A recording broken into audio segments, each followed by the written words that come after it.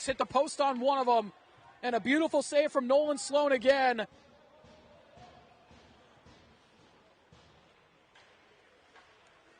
Saporito will fly in now with some speed, trying to cut, walking into the slot. Sloan with another pad save as Saporito went for the one-hand move.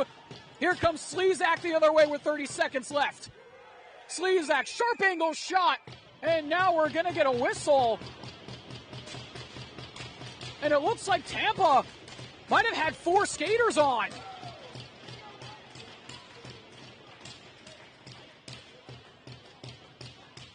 Looks like a too many men call here on Tampa.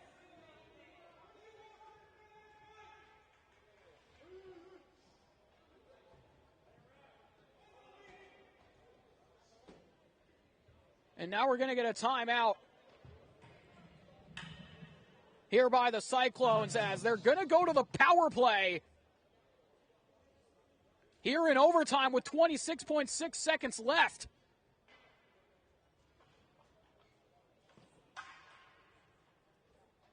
And a 10th power play opportunity here for the Cyclones in this game.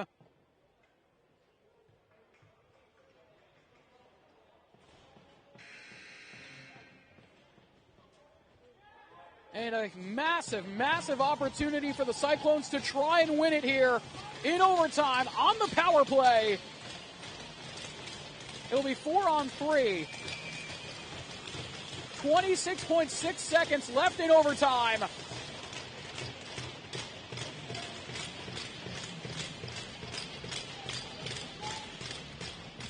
Tampa not able to win that draw. Puck into the boards. Medved can't get to that one. Walking through, trying to center that pass. Stolen away by Walker. Abdullah looking to clear. Walker with it now. Had it in his skates. Can't keep it away from Hanna. Hanna looking, goes off the outside of the cage on that shot. 10 seconds left in overtime as it's played down the ice there by Tampa. As it's sent forward up to Burns, trying to get it for one last chance. Pass across here for Musfeld into the zone, and that will do it for overtime.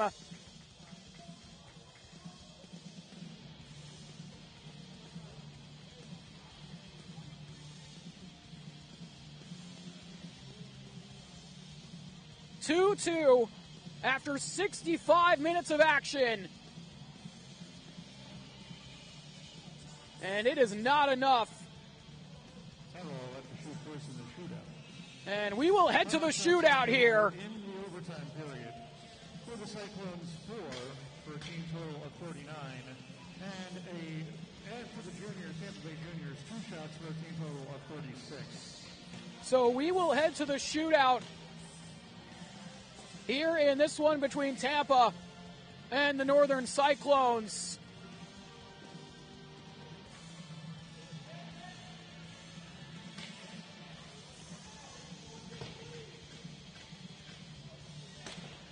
Tampa is going to be the team to shoot first. And it's Yoshin Takahara who's going to be the first shooter here for Tampa.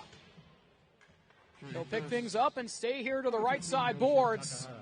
Opts to play this one a little slow, walking back in here. He fires and scores!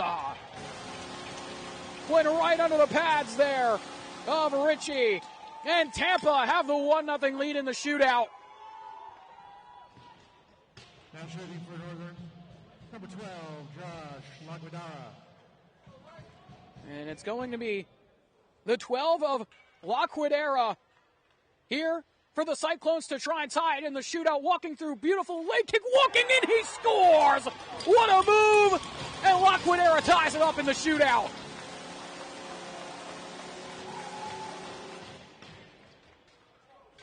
Excellent finish, good set of hands. Shooting for Tampa Bay, number 13, Riley Furbeck. Now it's Riley Furbeck. He'll walk in here. Opts to stay in the center. Here on the forehand, looking to shoot. Stopped there with the pads there by Ritchie.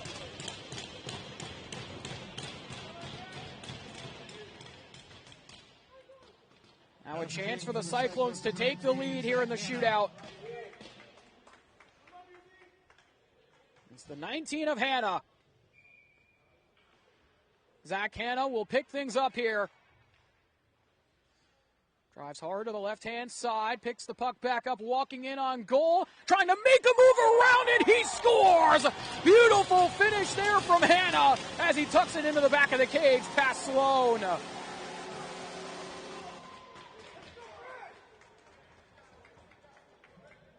shooting for Tampa Bay, number 16, Chase Koski.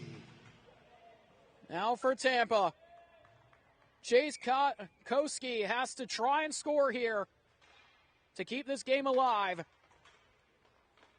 Koski will walk in here. Takes a couple of moves, looks to try and go to the forehand. He scores! Went 5-hole there on Ritchie. And we continue on here in the shootout. Needed that one to keep the game alive here for Tampa and came in clutch to do so. Now it's Benjamin Mustfeld. 2 goals already here in the game. Looking for a third here in the shootout. Here on the right side into the circle.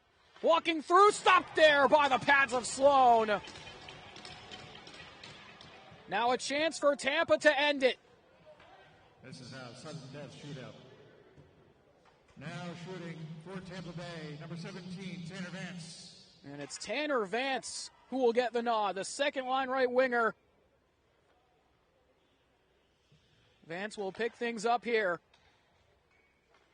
The big man at 6'3" walking in. Here to the slot. He scores! Went glove side. There on Ritchie.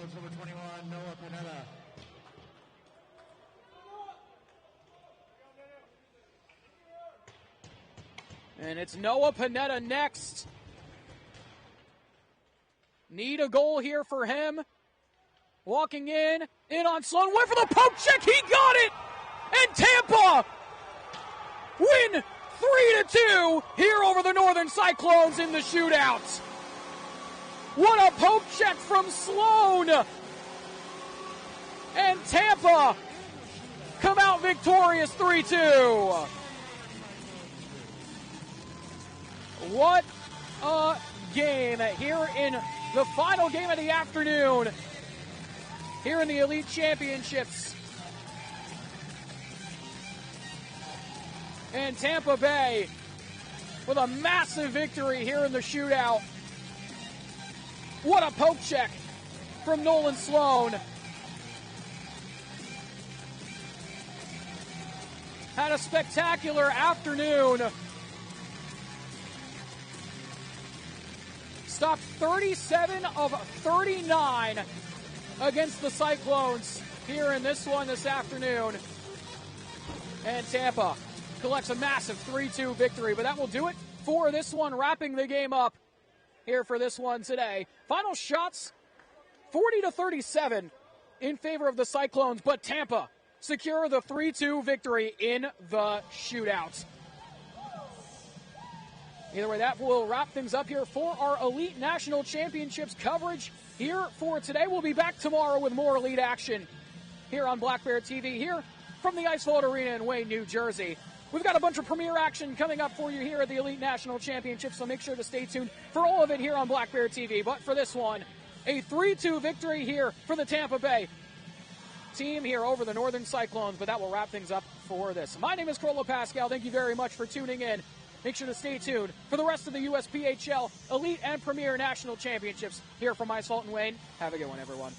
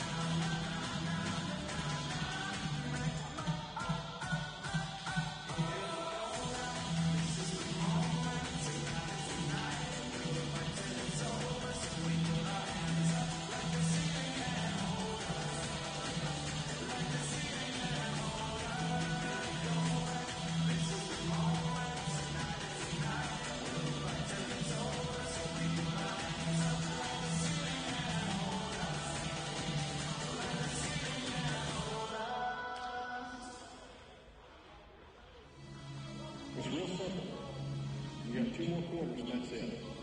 But most of you have been playing this game for 10 years. You've got 2 more quarters, and after that, most of you will never play this game again and close your lips. I want you to take a moment, and I want you to look each other in the eyes. I want you to put each other in your hearts forever. Because forever is about to happen here in just a few minutes.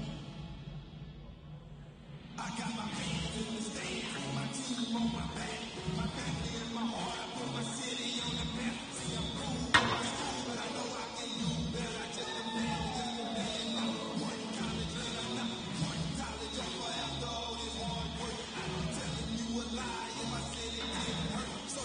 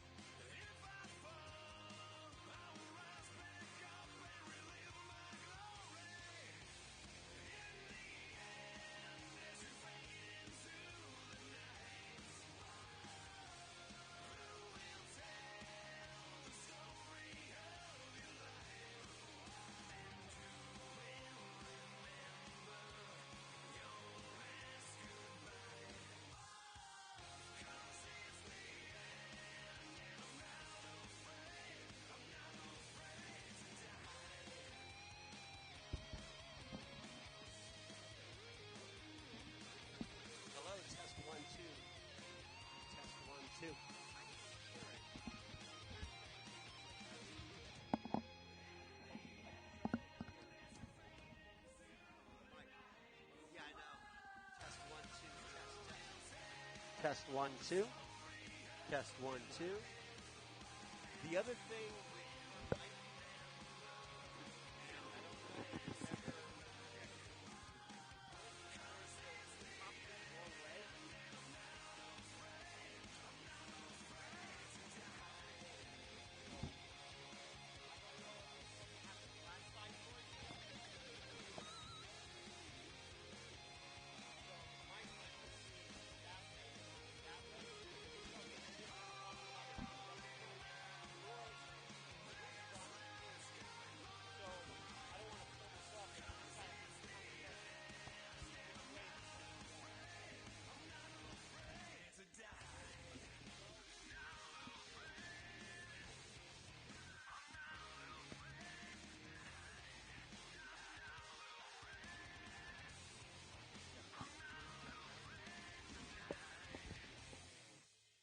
Check 1 2. Check 1.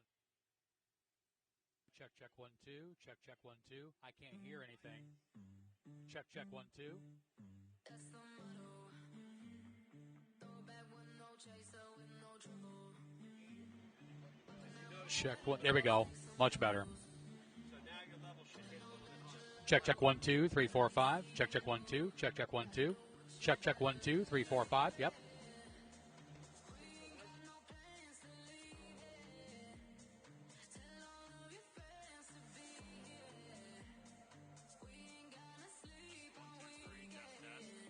Test 1 2 3. Alright. Sweet. Oh, I can kind of hear myself now. Barely. I can hear you well enough, and that's all that matters. You know, it's not as clear, but like I don't have to like hang my headset. Check 1 2 3 4 5. Check 1 2. You Yep. can be okay now? Yeah, no All right, problem. perfect. No problem. Okay, it's probably just my headset. Good deal. All right, hell yeah.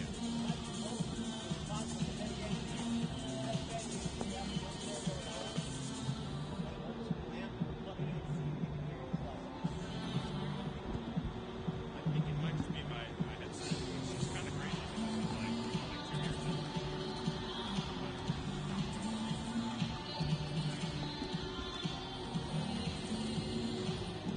You know, I hope the broadcasters in Jersey know that you're listening. I hope they know that.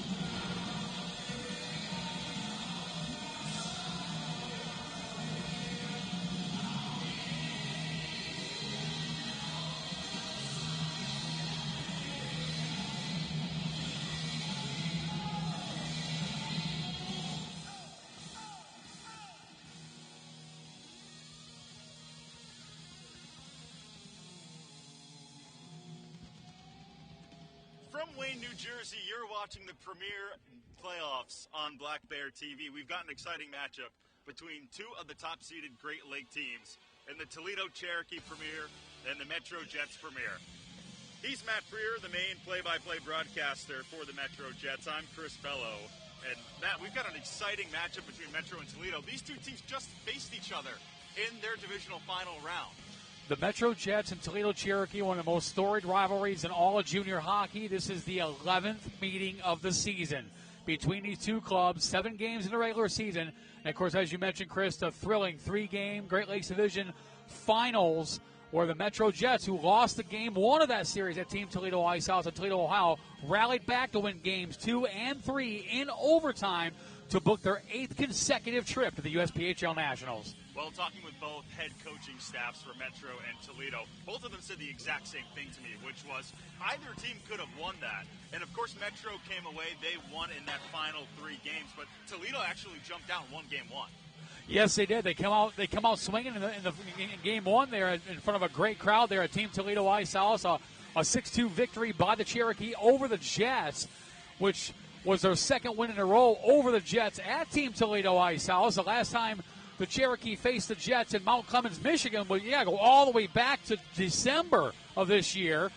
But the last few games have been at Team Toledo Ice House, and now here we are at our third different rink where the Jets and the Cherokee play each other. Got a little East Coast action here. Metro and Toledo, two normally Midwest teams, now playing in New Jersey of the United States. And, in that game 1, Philip Hall really struggled, allowed 6 goals on 32 shots, but he really hunkered down in game 2 and in game 3. Talk about Philip Hall and how excellent he's been for Metro. Philippe Hall, statistically one of the best goaltenders in the USPHL Premier during the regular season. He'll get the nod here again today. The now 20-year-old from Teleborg, Sweden, has been called upon to lead the MetroJets to the promised land. And in games 2 and 3, game 1, you're right, game 1 was not typical Philippe Hall.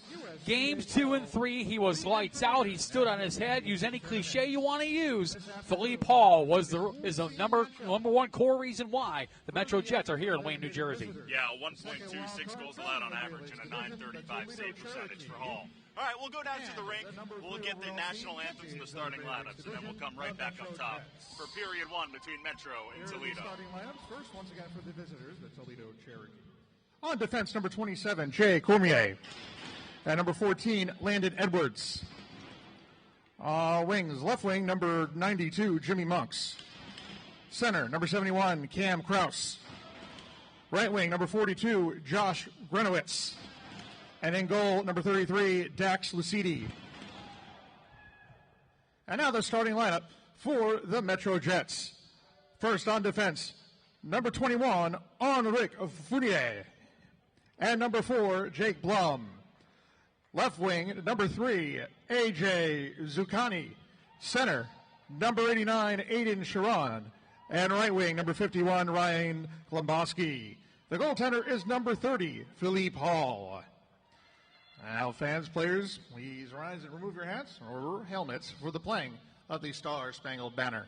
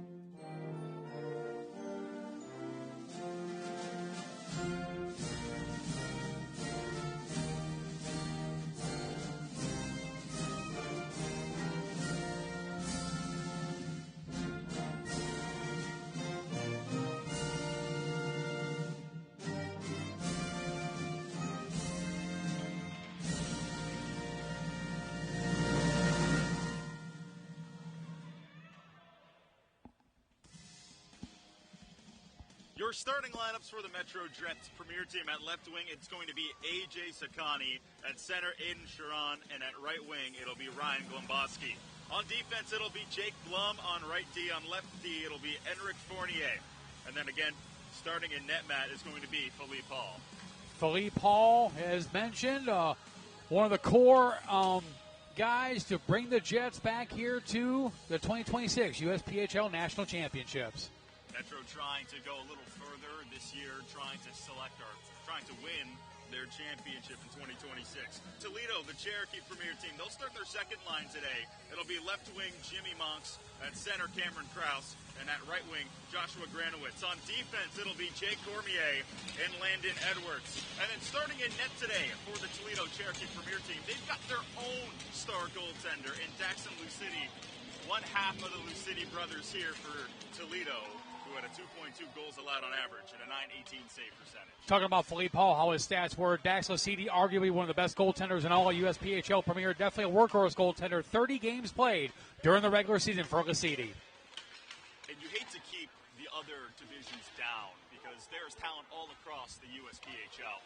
But you look at some of those core divisions like the Great Lakes, and when you see a stat like that, as there's a shot in between the circle that's knocked away by Fournier, it's impressive. You know, it's like the Atlantic or the Great Lakes or of the old New England division that featured the Boston Junior Bruins. And these two teams over in what is a very tough Great Lakes division, they know each other very well. It's a rough and tumble, hard hitting, but at the same time finesse kind of style of play over in the Great Lakes division. Well, Toledo, talking with them before the game, they're trying to play hard and heavy, as you mentioned, Matt. They're really wanting to establish their forecheck on the end walls, play pucks out of the corner, and really bully Metro. And you can just see on the ice how tall and how big their stature is. Yeah, very tall team, as you mentioned, very statured, a heavy team. And we mean that in a positive way, too. They're big, they're tall, but they're fast, too. And even talking with Toledo, usually when you're going up and down the line, every line has its purpose. There's a scoring line, there's a forward-checking line, a heavy line, as you mentioned that. But Toledo, if you go up and down, there's a quick shot, it goes in, they score. Luka Pivets, the 19-year-old from Maribor, Slovenia, his fourth goal of the playoffs. He's the leading scorer for the Jets here in this playoff run. And for Pivets, who is second on the team in scoring during the regular season, his hot streak continues. Jets strike first. They lead 1-0. Big goal early for Metro. A turnover right between the circles by Toledo. Metro, a little punch in the face after they lost the division to Toledo to end the regular season. The big thing with the MetroJets is to come out swinging right from the start of the game. You know, just coming off the 2-1 series victory in the Great Lakes Division Finals. And these two teams again playing each other again. The Jets want to show, hey, Toledo, we're glad you're here, but we're on a mission. Here's a breakaway toward the front of the net, but a great back check by Metro to take away a shot. And then that centering pass for Rose got knocked away. Great job by Jake Taylor. It's held in at the point by Cornier. His shot was deflected in front by Hammer, and then swung back across the blue paint. As we have a stoppage of play for the post coming undone. Jake Taylor, the undisputed captain of the MetroJets, now in his fourth year with the MetroJets Hockey Club. Started with the old Metro Hockey Club, which was a team that was created during the 22-23 season when the Worcester Oilers disbanded.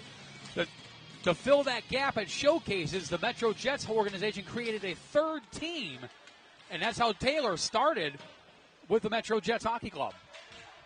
Metro, one of the most historic organizations in the USPHL. Everybody knows what they bring to the table every single year. It seems like they're in the Nationals, Matt.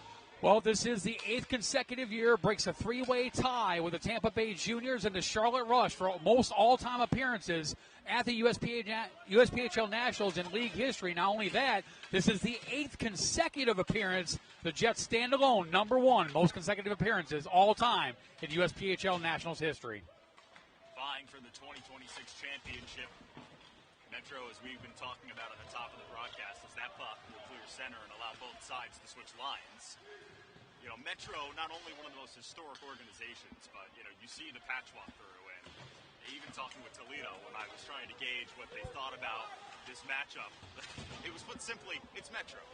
You know, It's Metro, Toledo. It's like Michigan, Ohio State over there in the Midwest part of the country. It's a rivalry unmatched by just about anyone in junior hockey. These two teams are not fans of each other, and they see each other more than once during the course of each season. tough angled shot by the Jets. First save of the day made by Daxton Lucidian. And Matt, you've seen a lot of Daxton early this season, and just in general throughout your time broadcasting for Metro. What does he bring to the table for Toledo? Daxton Lucidi is so agile. He is so quick with his glove. He's so quick with his blocker. I mean, there's been several times where, you know, not only the Jets but other teams, they'll fire pucks up high at him just to kind of get him rattled a little bit. He'll use his helmet. I mean, whatever part of his body he has, he'll use it to make the save. Rebound out in front of the crease and another shot saved by Lucidi. There's that agility you were just talking about, Matt. Came out of the net over to his right, almost on the circle, and took away a rebound. Daxton Lucidi, the former Mercer Chief, who started last year with the Toledo Cherokee, went to the Chiefs, came back to the Cherokee this season. 30 games played during the regular season, 220 goals against average, 918 save percentage, and 6 shutouts during the regular season. Lucidi has a brother on the team, of course, as well, Teague, from 2007. Younger brother is a mainstay usually with Zach Machoan. And the Jets are going to go on the penalty kill, Aiden Hartzell, the overtime hero of Game 3, sitting in the box. That'll put the Toledo Cherokee in the power play for the first time. And the Metro Jets clicking off at a 92% penalty kill ratio, winning out 2 power play goals during these playoffs. They're going to need that penalty kill. Toledo, a strong power play, 28.9% success rate. That's Toledo, an opportunity here to tie up the game down by 1 after the early goal by Luka Pivic. Toledo with the 8th best power play unit during the regular season, going up against the 4th best penalty kill unit. And there you go. Nolet gets a goal from the left wing circle. He rings it around the iron. And there's that power play goal to tie up the game at 1. Yeah, Toledo special teams ever so important at this stage of the year. It's the little things that matter. Whether, it's power play, it's penalty kill, whatever it is. Special teams are the key factor. If your special teams aren't clicking at this stage of the year, you could be in trouble. Toledo's first line is dangerous. You give them an opportunity on the 5-4 advantage. And you look at a guy like Charlie Nolet, who just scored that power play goal in 2006. He's fifth on the team in points, but he's slotted right in between Jacob Myers and Trevin Johnson, who's 1 and 2 on Toledo in points. And he ties the game for the Toledo Cherokee, and it's a typical Metro Toledo game, back and forth, and it'll be that way right to the final horn. You almost expected both these teams to maybe be a low-scoring affair after 2 overtime wins. There's a shot from the right wing corner that's knocked away by Lucidi. But maybe it'll be a good old-fashioned bludgeoning on both sides, Matt. Good leading pass for Nolet, who just scored, but a good glove by Hall takes away a chance. Luka Pivas is his 6th power play goal, sixth goal of the playoffs on the assist from Sutton Majeski at 1:28, and then just 2 minutes and 28 seconds later, Charlie Nolet picking up the power play goal on the assist from Landon Edwards. See some talking back and forth with the officiating crew. Of course, it's national, so maybe not everything's going to be called. A good old adage of letting the kids play. But these two teams, it's going to be a storyline seeing the penalties. We've already seen one power play for Toledo where they just scored. And both these teams, as you mentioned, Matt, they don't like each other. There's a backdoor pass broken up right in front of the net and a breakout for Metro. Number 77, Charlie Nolet. Brought out by Sutton Majeski, the 05 H-out. That puts right back across the blue line, but picked off by Toledo. Metro Jets with 10 players are playing their final season of junior hockey. By contrast, the Toledo Cherokee with 16 players that are aging out at the end of this week. One final push for a historic organization. Trying to pick up a championship here in 2026, but the field, it is heavy this year. You've got the Vernal Oilers, who have won last season. They look strong again. The Westchester Wolves barely beat the Connecticut Junior Rangers to be here. As there's a quick shot from the left wing point that's knocked down by Hall. And now carried out for a long leading pass up the left wing. Here's Majeski to his backhand, and it's kicked away by Lucidi. Good effort right there, hanging a winger. There's always the traditional pool of death, if you will, of the USPHL Nationals, and I got to believe this is it with the MetroJets, Toledo Cherokee, Fort Wayne Spacemen, and the Northern Cyclones. Well, you've been here with Metro during the national playoff runs, Matt, and you can almost feel that this team is ready to win a championship. You know, they got knocked out a little early last season, and they're back with some vengeance this year. And Aiden Calhoun heads off the box, 2-minute minor for hooking. We'll put the MetroJets in the power play for the first time here at the USPHL Nationals, fourth best power play unit in the USPHL Premier regular season. And they've cooled off of late in the playoffs, but still clicking at a 33% ratio. Special teams has been a big factor in the success of the MetroJets this season. 36-7-0-1 finished with 73 points. I know we already mentioned it a little earlier, but really we're sitting in first place for the majority of the season, and it looked like they were going to get home ice as they're back across the blue line on their power play. They hit on the end wall, but the puck worked back to the right point. Taylor, blue line pass, over across circle, quick shot from the right wing circle, and that one goes wide. Rebound back with Taylor on the blue line. He'll go cross ice. Taylor still surveying. Will go back to the right wing circle. Still Taylor. Rips a shot. Saved by Lucidi. The rebound falls out, and Lucidi will cover up the stop play. That was a great pass by Noah Budurka over to Jay Taylor. Taylor sends it towards the front of the net. Aiden Sharon and Sutton Majeski, as well as A.J. Zakani, right there to pounce on a rebound, but good job by Lucidi to cover it up. Noah Budurka, one of those players that you were talking about that came from the MetroJets development program. A lot of players that have been born and bred with the MetroJets organization long before juniors. Typically, when a player joins the MetroJets Hockey Club, they typically stay for the duration of their junior career before moving on to other things. Several players in the ACHA college level as well as the NCAA. 1:05 left on this power play. Metro had a 1-0 lead early in this first period, but they gave up a power play goal to Toledo, and we're all knotted up at 1. It's Taylor back on the blue line. He'll give it up. Shot there, goes off a body in front, and the rebound kicks to the left wing corner. Good look by Luka Pivic, who's already scored today. Fleet Paul sends it over to Jake Taylor. Taylor, the longtime quarterback of this power play unit for the Jets. Taylor, the captain, will rifle it around the boards. Puck's met at the left wing point, and it's redirected down the boards, but Toledo will find it and fire it the length of the ice. It looked like Trevin Johnson might have been hanging at center. Instead, that puck was thrown on the goal line.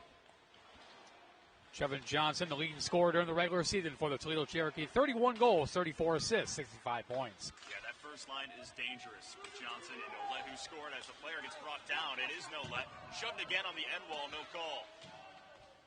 And that's what we've been talking about. Tie-ups like that may be a penalty in the regular season, but it's going to be physical today between two Great Lake rivals.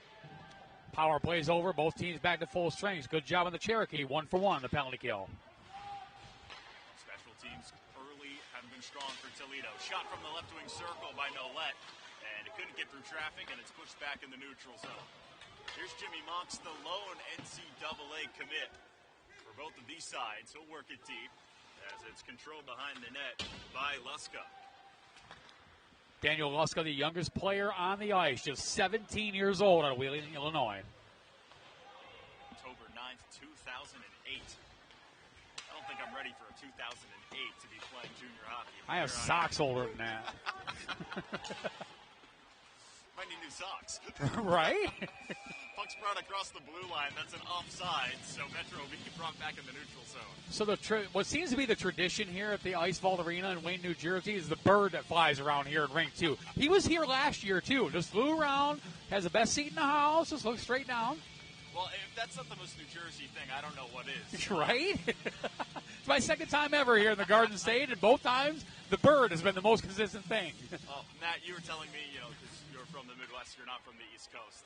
If you've ever been to the Meadowlands, I'm not sure, where the New York Jets and the Giants play. Yep. Just take a look up, and you'll just see birds everywhere, flocking around. Puck comes in the high slot, and it's kicked away by Lucidi. Good shot by Tyler Fleming, the 0-5. It's worthy to know Daxon Lucidi was the starting goaltender in Game 3. Pulled himself just so after the start of the second period due to a lower body injury. He's had time to make that recovery, and is in goal here today. It's been a good tandem between Lucidi and also Logan McGuire, as that puck is thrown cross ice to the left wing corner, but recovered by Toledo. Toledo able to break out of that forecheck, and now they'll fire the puck deep in the Metro zone. Puck's immediately met in the left wing corner by Fleming, and then flipped up in the mesh and out of play. Could have caught that. Yeah, that's the fun part of doing games on rink number 2 in New Jersey is I'm sure at many points during this broadcast you'll see two guys screaming their ears off up on this balcony here. Yes. And sometimes you have to watch yourself because you'll be doing the game and all of a sudden, bang, you get hit in the head with the puck. Right. It's never happened to me, so I don't want to manifest it. But Had one come close last year during the NCDC game with your Connecticut Junior Rangers and the Jersey Hitmen. Had one came up, hit the pole right about here and bounced over my head. I thought I was done. You should have a hard hat up here with your headset. Right, should, yeah. Caution tape, you know. It would help, but that puck is thrown all the way the length of the ice. Should be an icing on the MetroJets. They'll come back in their own territory. Although A.J. Zaccani tried to negate that icing as he was at full song. Zaccani out with the first line of Aiden Sharon and Ryan Glomboski. Zaccani missing some games, missing 10 games early in the season due to an upper body injury. Came back against the Toledo Cherokee during the 2025 Coney Cup, the traditional 2-game set between these two clubs early in the season. As you mentioned, 11 previous meetings this year, and it's been a bloodbath. Provencher will kick the puck to himself and take a hit from Hammer, and Metro, good swinging pass, able to work it back at center. Jaden Provencher was an absolute catalyst against the Toledo Cherokee during the Great Lakes Divisional Finals matchup. Took over as the most hated man in Toledo, Ohio, from longtime MetroJet Christian DeDragna. Well, Provencher, that massive game-winning goal in overtime, that's the goal, I should say, that really flipped the whole series on its head, Matt. It sure did, yeah. We pushed it to game 3. It absolutely did. Provencher bearing it to tie the game, to force a game 3 on Sunday about 10 days ago. And again, he was just an absolute catalyst. He got the Cherokee a little bit off their game with how aggressive he was, how physical he was throughout the course of the game. The 19-year-old from Chesterfield, Michigan, a bright star for sure in this Jets team. Of course, they won both Game 2 and Game 3 in overtime. Metro now facing Toledo for the 4th straight game in a row here in New Jersey. Big hit on the point, and then the puck taken by the MetroJets. Looks like Catalano got blown up on the boards as this puck's back across the Toledo blue line. That was by Aiden Hartzell, the overtime hero of Game 3 against this Cherokee organization. Melekos to chase the puck he's got to beat. And a whistle here. Not sure if they called icing. And there's offside. A late hit afterwards. It looks like a penalty might be coming up on Johnson. At least a talking to, if nothing else. By the way Johnson reacted at first, I thought they were going to throw him in the box. You saw it. He got into the left wing corner, threw a player down. And interesting to note, all 3 games of the Great Lakes Divisional Playoff Finals, the Toledo Cherokee scored first. In all 3 games, here in today's game, the Jets were the one to strike first, so it is a 1-1 tie. Jets trying to make it 3 straight wins over Toledo. Of course, this one more important than the others, as this shot is gloved out of the air by Lucidi. You know, every team only gets 3 games here, Matt, at the USPHL Nationals. Then they're reseeded based off record and, of course, goals. So not only do you want to win, you want to score as much as you can. Indeed, you do. And this pool, with these 2 teams, the Fort Wayne Spacemen, the Northern Cyclones, is going to be awfully tough. The Jets will play the Fort Wayne Spacemen tomorrow night, while the Toledo Cherokee will try to get some revenge on the Northern Cyclones, who they lost handily to at the USPHL Tampa showcase back in January. Big hit on the far boards as Toledo back in the offensive zone. Puck will roll around the glass, but it's stick down by Fleming. Fleming, long leading pass, intended for Pivic, but he couldn't stick it down. Now a cross-ice pass was intercepted initially and knocked onto the ice by Majeski. Sutton Majeski, his 2nd year with the MetroJets, coming over from the Sioux Eagles in Northern Ontario Junior Hockey League.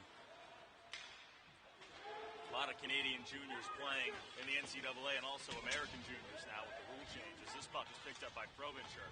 He gets knocked down to the ground, and the puck picked up in the far wing corner. Toledo now controls in the Metro zone.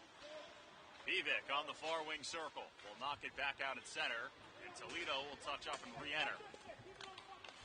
Here's Mox, big hit on the boards by Majeski. Puck still left off for McAllister. He'll drop it back for a shot right off the leg pad of a defenseman and recovered on the far wing boards. That caught him right underneath the shin pad, right about where the skate meets, and right that empty area, just bent over just enough. That puck caught him right, and that's going to leave a mark.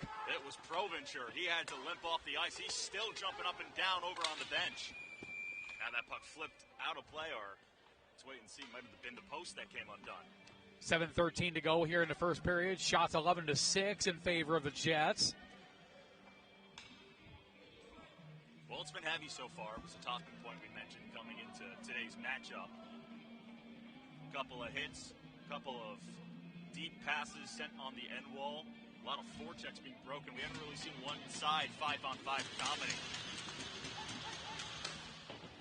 Pucks carouseled around the boards. Blum will meet it, but he couldn't take it away. It's still Toledo. Cross-ice pass, poke check by Majeski out at center. Aiden Calhoun redirected the puck, but Metro back in their own zone will control. It's Luska. Up and around the boards intended for Gabe Outman. He couldn't clear, but the puck is picked up, and it's at center with Metro. Looked like that pass was intended for Alessandro Evangelista, but he couldn't stick it at center. Evangelista, his second year with the MetroJets Hockey Club, former Romeo Bulldog. One time set up, and it's knocked away by Hall. Dangerous opportunity for Toledo, and they couldn't score. It was Jay Cormier, the 2006, right in between the circles, and his blast got denied. Other than the goal, first significant opportunity for the Toledo Cherokee there. And the Cherokee, for the first time this game, spending significant time in the Jets' defensive zone. Talk about heavy play right there. Cormier, a big hit on the half wall, got the puck out in the corner, and then somehow slipped by three MetroJets players between the circles and got himself positioned to take a one-timer. Sets up the face-off on the left wing circle. It's Nolet.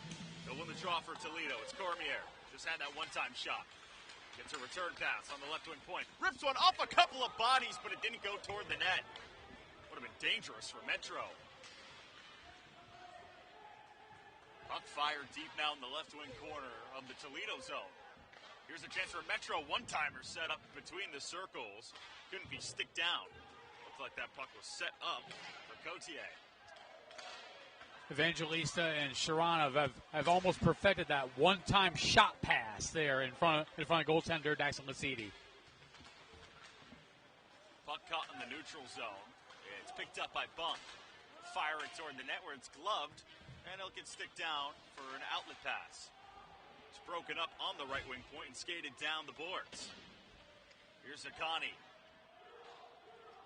Going corner to corner. It's picked up there and tied up on the boards by Glomboski. He got his pocket picked, and now Toledo will get a fresh leg on the ice and clear. And Cherokee desperately searching, and we'll get the coveted line change they need. Puck picked up on the goal line. There's 5:06 left. Metro struck first in the first couple of minutes as they're back in the offensive zone, but it's tied at 1 after the power play goal. Shot from the far back door is gloved by Lucidi. Stops the clock at a nice even 5 minutes. Toledo's caught up in the shots a little bit. Now shots 12-8 in favor of the Jets, and even 5 minutes remaining here in period number 1. On day 1, the 2026 USPHL National Championships from the Ice Vault Arena here in Wayne, New Jersey. Might be the most exciting matchup of the entire Premier Nationals. And I'm glad you said that. I'm glad you said that. It's happening as the first Premier game on day 1. Both coaching staffs are happy, though. I spoke with both of them differently, one 10-minute apart from the other. And they both verbatim said the same thing to me. Well, there wasn't a lot of pregame scouting. No, they know each other awfully well. They're separated by just an hour and 15 minutes of Interstate 75. Both of them probably got to go to the hotel, sit down, and go, you guys know what the drill is. Played each other at nauseum. It is nice to see the Toledo Cherokee wearing their special third jerseys today. One-time setup between the circles, but it couldn't be sticked down by Glomboski. Puck will roll loosely in the slot. It's chopped back in the neutral zone where it's recovered by Taylor. Taylor down the near wing will get zone entrance as it's sticked there by Metro. Puck taken away off the boards. There's that heavy style by Toledo as a leading pass got broken up by Taylor. Davis couldn't stick the puck down, but it is found by the defenseman in their own zone for Toledo. It's almost like a chess match at this point between the Jets and the Cherokee. 11th meeting of the season. Both these teams incredibly comfortable playing each other. But I'm sure the blasts on each other on the boards don't feel comfortable. No, not at all. Especially at Team Toledo Ice House. Those boards are hard. The boards, just in general, in Atlantic Division rinks, as that puck is flown into the mesh out of play, they're bouncy. Especially here in Jersey, a puck will bounce weirdly off the end wall. You'll see the glass shake when somebody gets hit. At Toledo, they don't move. No matter the Zamboni can literally run into them, and the Zamboni will be the one damaged. You almost wonder which one's worse. The bounces are worse in the rinks where the glass will go back and forth, but you don't want to be a player thrown up on a board and you absorb all the shock. Daxon Lasiti, as you notice, likes to come out and play the puck, almost like a third defenseman out there for the Cherokee. Almost reminds me of Marc-Andre Fleury with Pittsburgh back in the early 2000s when these 08s were just 1 year old. Yeah. One-time setup right between the circles, but it was denied. Looked like there was a cutting centerman in Jackson Stone, but he couldn't tuck the puck. Now Toledo the other way. Mux, cross ice, right wing circle, couldn't be held by Krause. Now Granowitz tried the center, but Fleming was there to pick it off. Metro will clear at center. Josh Granowitz, Jimmy Monks, a pair of former teammates with the Pueblo Bulls in the NCDC before coming to the Toledo Cherokee, being matched up by the line with Cameron Krause, his fourth season in the USPHL Premier, and the all-time active leader in points in USPHL Premier history. Trying to leave his mark here on the 2026 National Pod Play. It's been exactly what you've expected between these two teams. 1-1 through 18 minutes. And Jaden Preventure back on the ice. Great sign for Metro. Shot from the far wing point, and that's sticked away. And the net moves pretty easy here at the Ice Vault Arena, as a lot of goaltenders like to play off the post a little bit, and they don't expect the post to move, but they seem to move a little bit here at the Ice Vault Arena. Well, I'm not tuned into most of the games in the Great Lakes Division, but at least in the Atlantic, I can speak from experience. It seems like the posts in general in the USPHL this year have been a little loose. A little bit. Must be the pegs are older or something. Hard to say what causes that. It is a historic league, the USPHL, of course, the Premier League before the NCDC was adopted. It's been around since the early 2010s. Jaden Preventure, as we mentioned back on the ice, just took a hard hit from Brendan Hammer. Preventure's going to go and sit down after that hit as the line change comes out. Well, Preventure may be a marked man on the Toledo Cherokee side. Like I said, during the divisional finals, he was an absolute catalyst. He was the Brad Marchand of that series, if you will. And that bird's coming up to see us. Talking all about the pucks, the bird might get in our way. Would hate to see the puck hit the bird, man. Well, it's baseball season. Could be Randy Johnson-esque. Yes. Although it would be a first. And we might get famous off that. I wouldn't want to be a part of the cleanup, though. Well, that's what the Zamboni, I think's for, you know? There you go. Taylor got poke checked on the blue line, and here's a wide cross-ice pass for Toledo. They're in Metro territory. It's Myers steering the puck around the boards. It's met at the half wall by Johnson. Johnson takes a hit from Taylor, and now the puck with Coulter. Good hit by Metro, but they can't clear. It's turned over to Nolet. One goal today, make it two! Charlie Nolet, another goal in the first period, and Toledo takes a 2-1 lead. Charlie Nolet has been outstanding for the Toledo Cherokee during these playoffs. And Nolet, his second goal of the game, fifth of the playoffs. The 19-year-old Toledo native as the Cherokee take the lead 2-1. Big goal for Toledo. They were down by one early. They've struck twice in a row. And it's Charlie Nolet, the hero so far, through 19 minutes of play. Faceoffs won by Toledo. And again, it's that first line we really talked about, Matt, before the game, with Johnson and Nolet and Myers. Turnover again, right in the high slot for Nolet. Because he had the hat trick in him in the first 20. Nolet sets up a one-timer. Puck recovered, and it's knocked away by Hall. Good look for Johnson. Puck reworked back to the blue line. 50 seconds left in period one.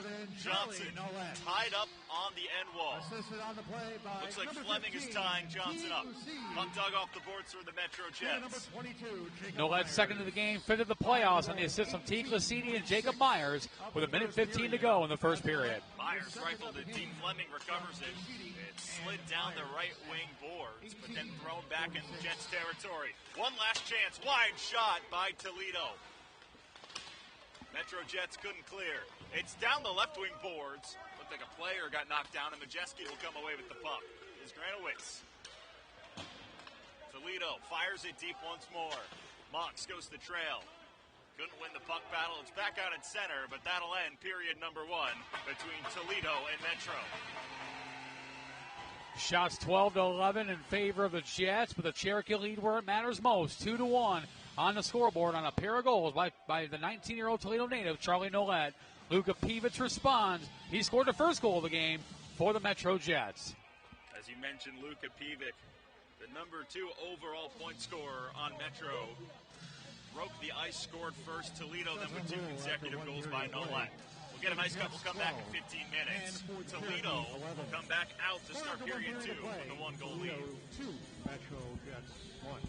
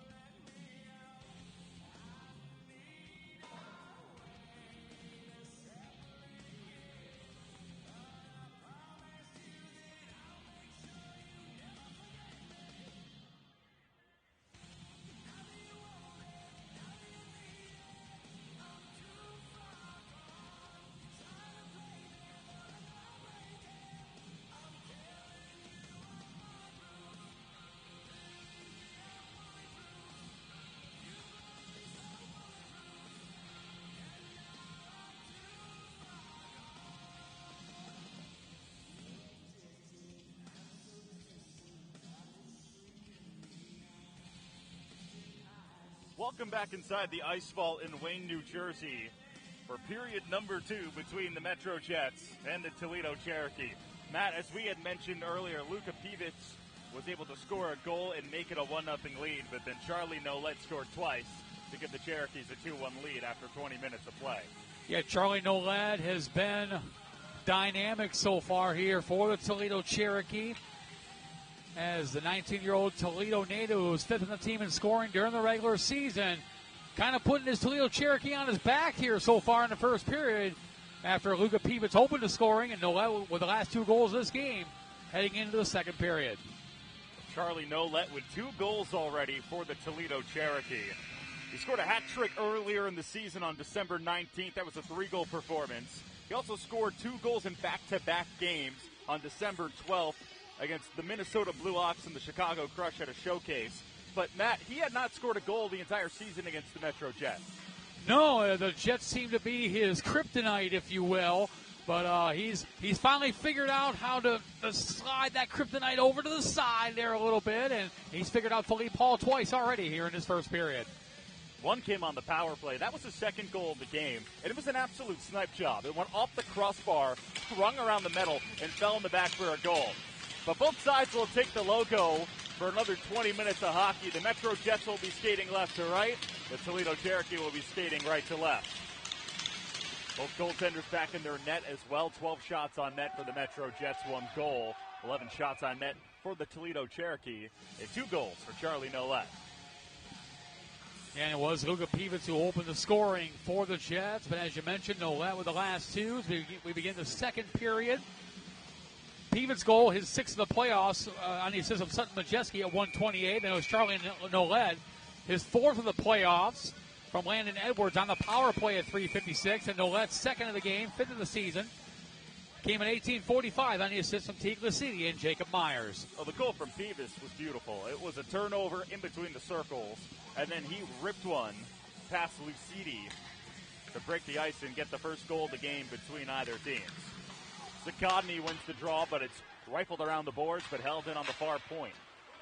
Metro in the offensive zone to start out period 2. Zakotny with the puck will give it back to the right wing point, but it couldn't be held in by Provencher. It's going to be worth monitoring Provencher. He took that shot off of his right shin, but he's back on the ice. He looks okay. Puck deep on the goal line. Glombowski tried to go cross ice to the far circle, but it went wide, and here comes Toledo. Centering pass as it falls down, and then a shot's kicked away by Hall. Now Metro the other way. It's turning into a track meet. Big hit on the blue line, and the puck taken by Cormier. It was Sharon trying to trail or chase for the net. Instead, he got knocked around. Kraus, cross ice far wing boards, held in by Toledo. Looked like a passer behind the net. It fell to the right wing circle, and now the puck rolls in the slot. Metro tried to clear, shot that puck out of play, and the faceoff will stay in the Metro zone. 18:52 to go here in period number 2. Couple opportunities early by the Jets, followed by one by the Cherokee. And it's been that way all season long. As we mentioned before, this is the 11th meeting of the season. And some games have been physical, hard-nosed action. The Toledo likes to run and gun a little bit. The MetroJets like to slow things down a little bit, almost to a crawl, and which in turn can frustrate the Cherokee. It's almost like a half-court offense in basketball. Trying to set up in the offensive zone and survey and find an opening. And meanwhile, as you mentioned, Toledo, they've been banging on the boards and trying to pick up the pace of play. Puck taken off the wall at Stone. A backhander, sticked away, the rebound out, they score!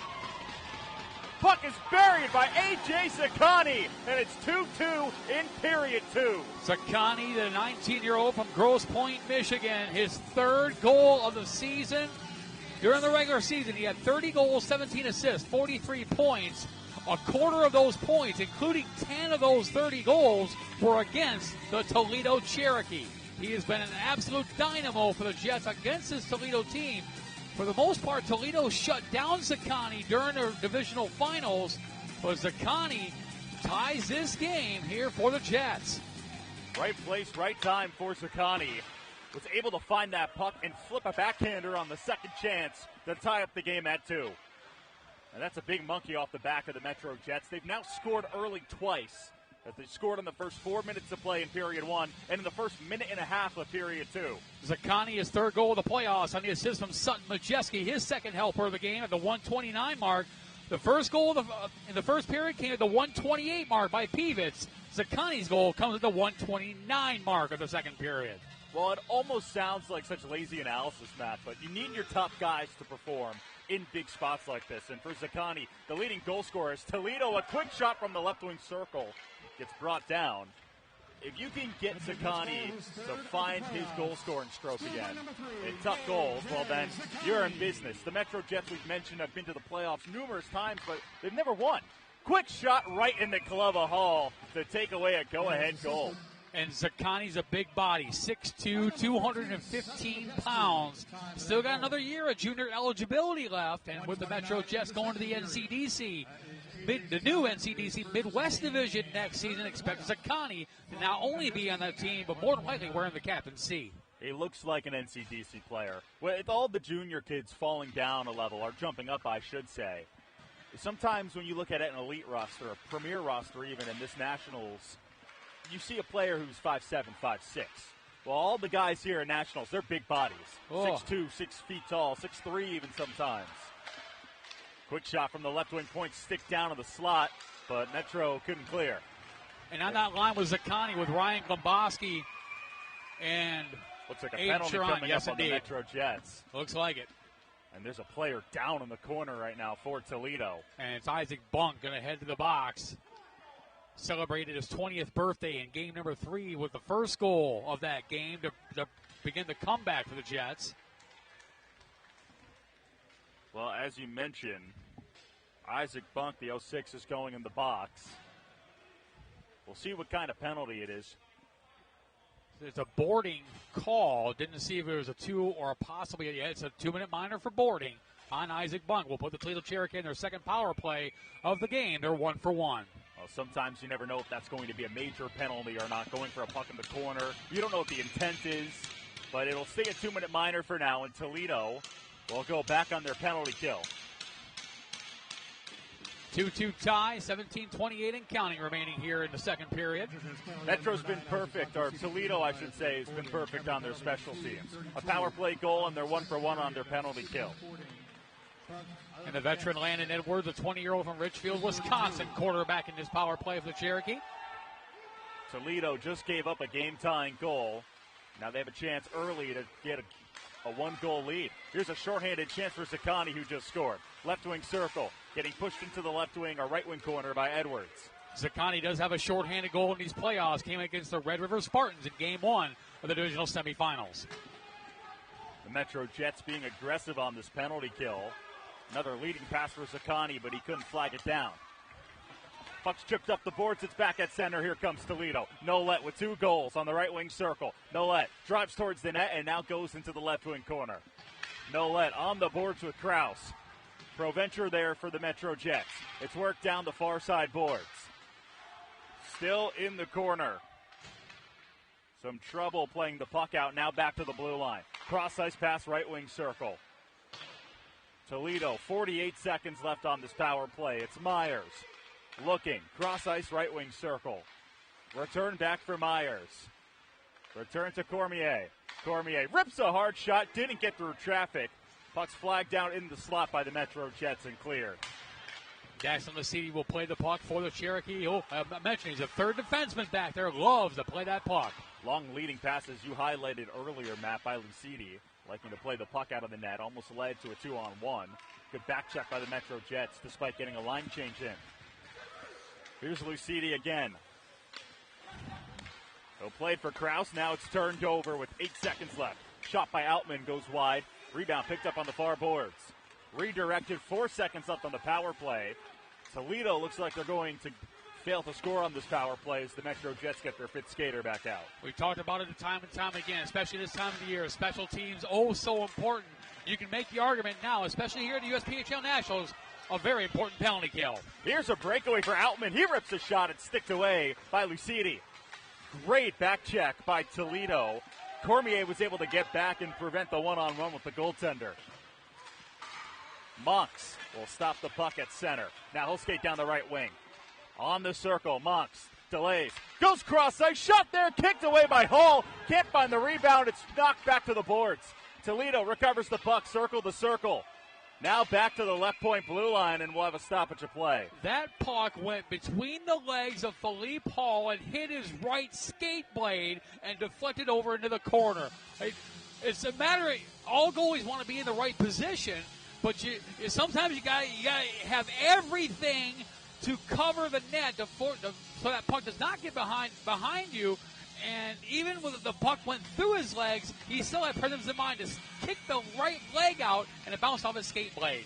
It's a big recovery by Hall. Sometimes you see with goaltenders is when they thought it goes through their 5-hole, first thing they do is look backwards to see if they're one of the goal.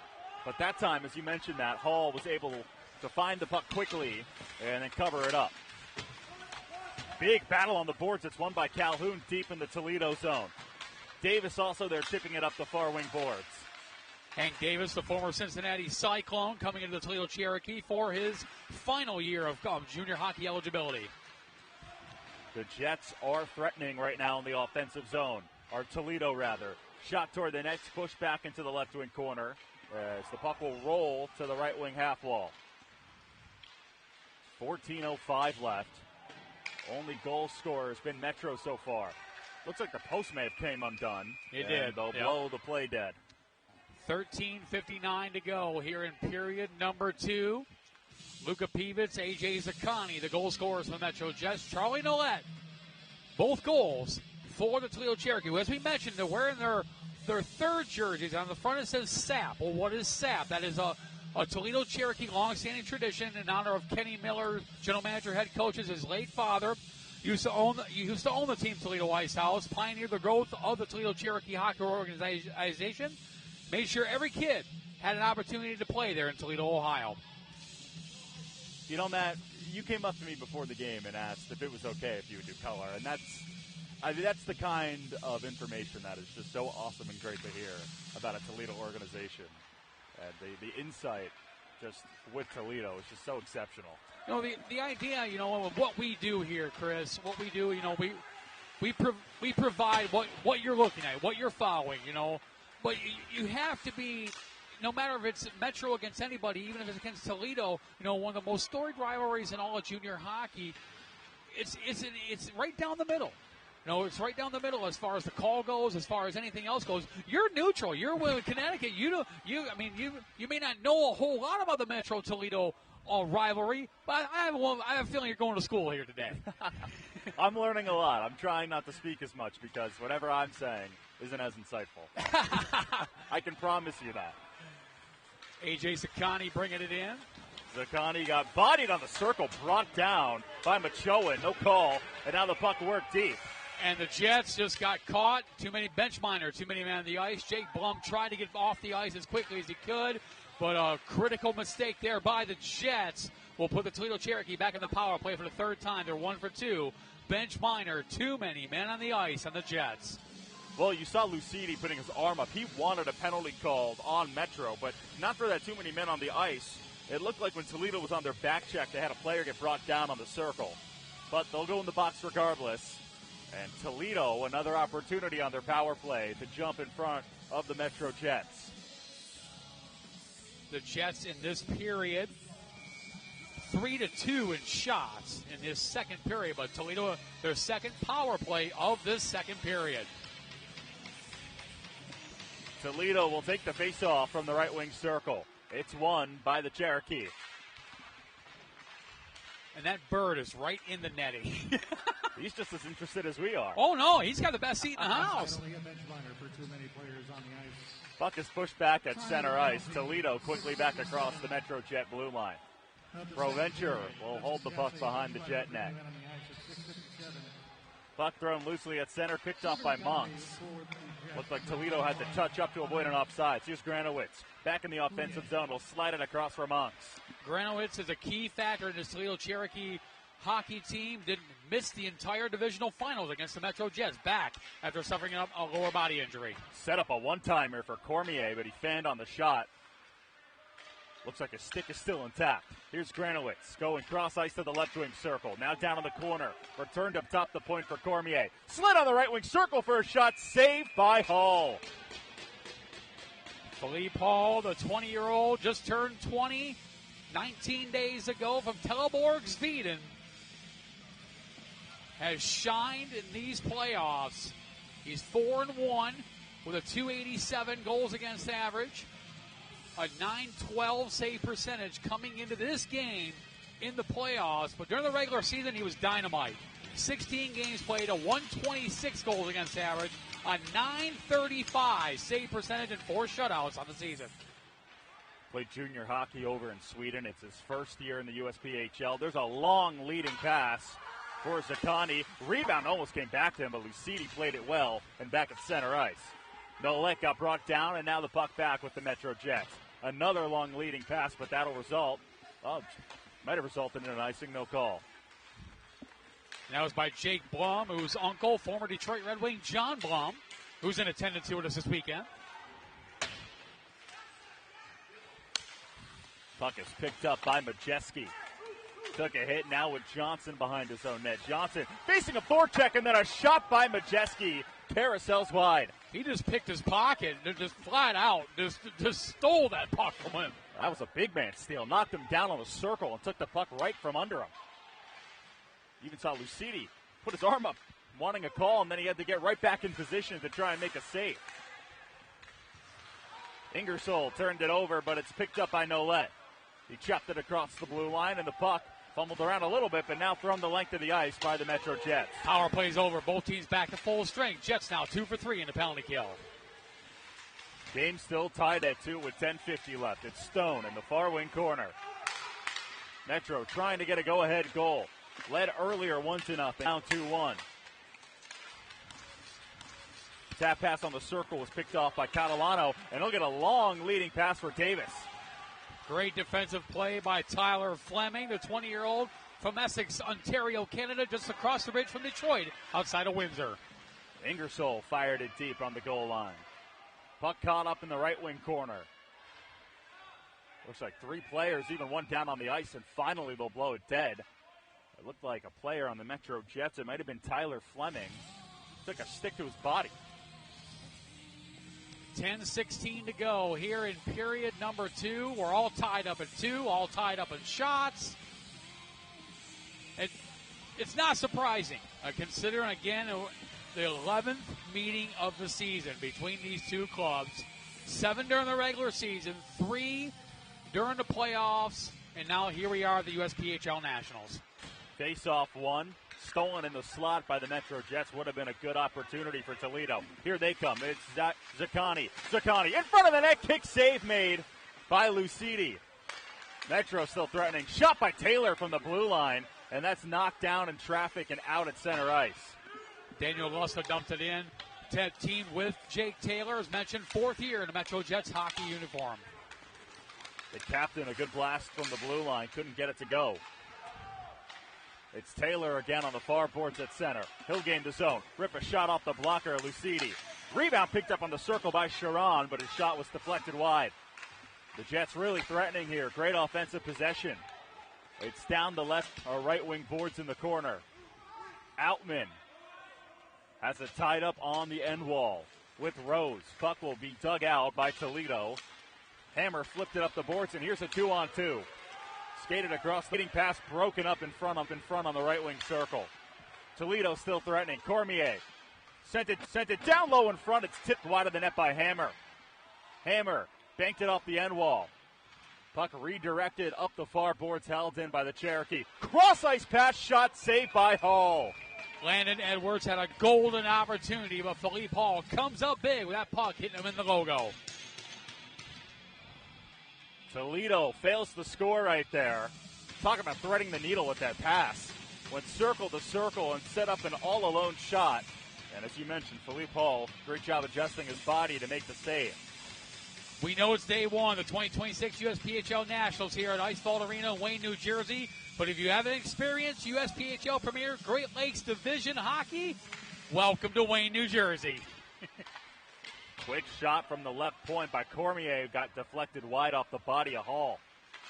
Toledo, great job holding the zone on the far left point. Puck now recovered and picked up by Blum. Starting defenseman today against Toledo. Puck's hoisted across the blue line. Immediately bank shotted back to the neutral zone for Granowitz. He'll slide it across. Now a circle-to-circle pass. Just went a little too wide. Granowitz joining the Toledo Cherokee from the Pueblo Bulls at the USPHL Chicago Showcase back in December.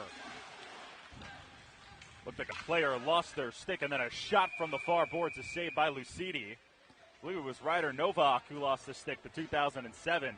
Ended up kicking that puck across ice to set up that shot. Novak, the 18-year-old from Rockwood, Michigan, former Detroit Country Day Yellow Jacket, one of the more prominent high school programs in the Michigan High School Athletic Association. Well, Michigan hockey, just in general, it's the cream of the crop, Matt. And not being from the state of Michigan, you know, it's been a privilege to grow up. Of course, I'm a little older than you are, but it was a privilege to grow up playing high school hockey, you know, watching high school hockey, especially in the state of Michigan, and seeing how it has developed. And you're right, it's definitely one of the top states in the country for high school hockey. Usually it's a coin flip between Michigan and Minnesota. And you make the point over on your side, too. Massachusetts has great high school hockey as well. Connecticut does have some really good high school hockey, too. Well, the thing I appreciate about the Midwest hockey is that it's public school hockey. Even Minnesota, it's public school hockey. Most of the premier prep leagues in Connecticut, Massachusetts, it's all private school. You know, it's Kent, Avon, Old Farms. As there's a good leading pass down the far wing. Metro across the blue line, and that shot goes wide. Good hard look by Majeski. Sutton Majeski's been all over the ice here today. The 20-year-old from Lakeport, Michigan. His final year of junior hockey eligibility, trying to make the most of it here in this final weekend. Beavis couldn't hold the zone. The puck is chopped back at center ice. Now it's flipped deep in the left wing corner. Hank Davis, go rink wide, sets up a shot that goes hard above the crossbar. Good look for Toledo. They stole the puck. One-timer on the left wing circle, and we have a whistle after that shot went wide. Another penalty on the MetroJets, a 2-minute minor for interference. No, check that. It is on Toledo as Alex Catalano heads off. 2-minute minor for interference. Now we'll put the Jets in the power play for the second time. They're 0 for 1. It looked like Catalano, as the call was interference, trying to shove the player to maybe either screen Hall or get him outside of the area. Regardless, it's a 2-minute minor. And as you mentioned, Matt, the MetroJets an opportunity here to retake a 1-goal lead. Faceoff was won by Sakani. Tried to go back to the blue line for Taylor, but it split the defenseman.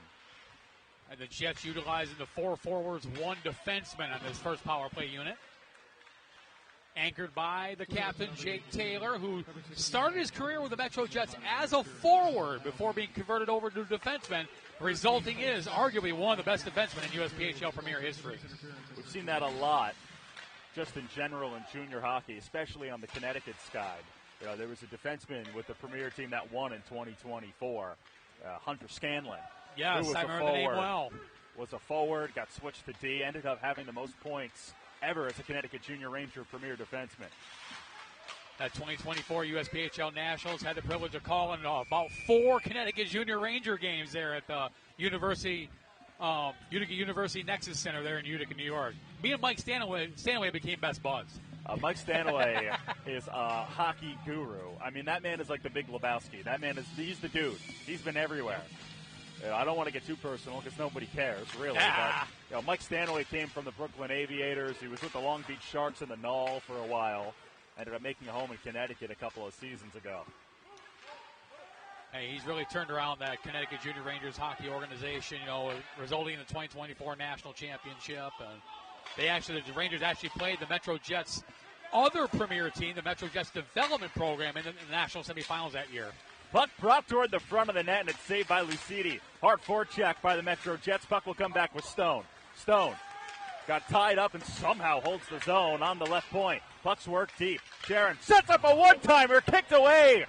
Big save. Big stop by Dassin Lucidi through a screen. Here's Stone, left wing circle. Goes to the back door for Sharon, but he couldn't hold the puck. Sharon up the boards. Back to the point for Proventure. Proventure slides it in the slot. puck was found by Granowitz, but he couldn't clear. It's back with Peevis. He'll go cross ice for a one-timer. Looks like he got knocked up into the helmet. And now it's a 2-on-1 for Toledo. It's Granowitz skating down. Centers one. A backhander goes top shelf. They score. Short-handed goal with 3 seconds left and the penalty. A great job there by Josh Grenowitz to feed Bobby Lease, the 20-year-old from Allen Park, Michigan. And the Toledo Cherokee have retaken the lead with Bobby Lease picking up the goal, his 4th of the playoffs. Big short-handed goal for Toledo. Again, as you mentioned, Bobby Lease picks up the go-ahead goal for the Cherokee. And it was a beautiful pass over right between the circles. And Bobby Lease was falling down and somehow got a backhander to go top shelf. That was a tough shot. Somehow got it over Philippe Hall. It absolutely was. Just went over his left shoulder, top shelf, into the back of the net. And a huge, huge goal with 4:55 to go here in period number 2. Toledo shorthanded takes the lead by a score of 3-2. The ultimate penalty kill. So Toledo gets a fit skater back on the ice. Here comes Nolet down the right wing. He'll go for a centering pass, but there was nobody home. Toledo aggressive will hold the zone on the blue line. Nolet rips a shot right in the glove of Hall. Trying for his 3rd goal with 4:36 left in the second period. Bobby Lease, the former Bell Tire Hockey Club product out of the Taylor, Michigan area, just south of Detroit, decided to go across state lines to play for the Toledo Cherokee, now in his 2nd year with the Cherokee, with 6th on the team in scoring in the regular season, 15 goals, 21 assists, 36 points on the year. Joshua Granowitz got the assist there. We were talking about how hard of a shot it was for Bobby Lease, but Granowitz, as he was getting hit on the boards, flipped it as a saucer pass, and Bobby Lease somehow caught it and threw it top shelf. Big hit on the end wall on Coulter by Nolet. Here's a long leading flip pass that's gloved down at center ice by Bunk. Bunk, one of the many MetroJets players who took penalties this second period. Centering pass picked off by Edwards, flipped ahead for Myers. Myers couldn't control. Edwards will swing it to the far boards for Nolet. Nolet took a poke check and the puck recovered by the MetroJets. It was Noah Badurka, but he flipped it out of play to stop the clock at 3:55. Shots even 7 apiece between these two clubs here in the second period. So the Jets carry a 1-shot advantage overall, 19-18. Both these teams, despite the Cherokee leading now by 1 goal, have just looked phenomenal. You know, something I've noticed about the MetroJets, they've had such poise in their own defensive zone. You'll see a winger or a D-man hanging in the slot, and anytime the Cherokee have tried to rim a puck around the boards and win a forecheck battle and center it, there's a Jets player there ready to pick off that pass. Yeah, there's a backup amongst a backup amongst a backup when it comes to the MetroJets. Zakani, a good shot, but a nice save by Lucidi, and now the Cherokee back in the offensive zone. Puck skated down the left wing boards, and a tough angle shot goes wide. Zone was held in at the right wing point. Looked like Ingersoll, as he'll get a return pass. Ingersoll across the blue line. Shot couldn't get through traffic. Provencher got brought down, and the puck poke checked at the blue line by Aiden Calhoun. Held the zone initially, but here comes the MetroJets. Go to poke check on Zakani, took the puck away, and it's back with Kraus. Kraus, left wing zone entrance. Tried to give and go, but it was picked off by the Jets. Long shot through center ice, so no icing on the goaltender. But the puck immediately flipped back in the neutral zone. Penalty coming to the Toledo Cherokee as Majeski was turned inside out. And for the 3rd time, the MetroJets will go on the power play. A 2-minute minor for tripping on Aiden Calhoun with 2:52 to go here in the second period. Calhoun will go in the box. He'll sit down, one of the top 4 D-man on the Toledo Cherokee.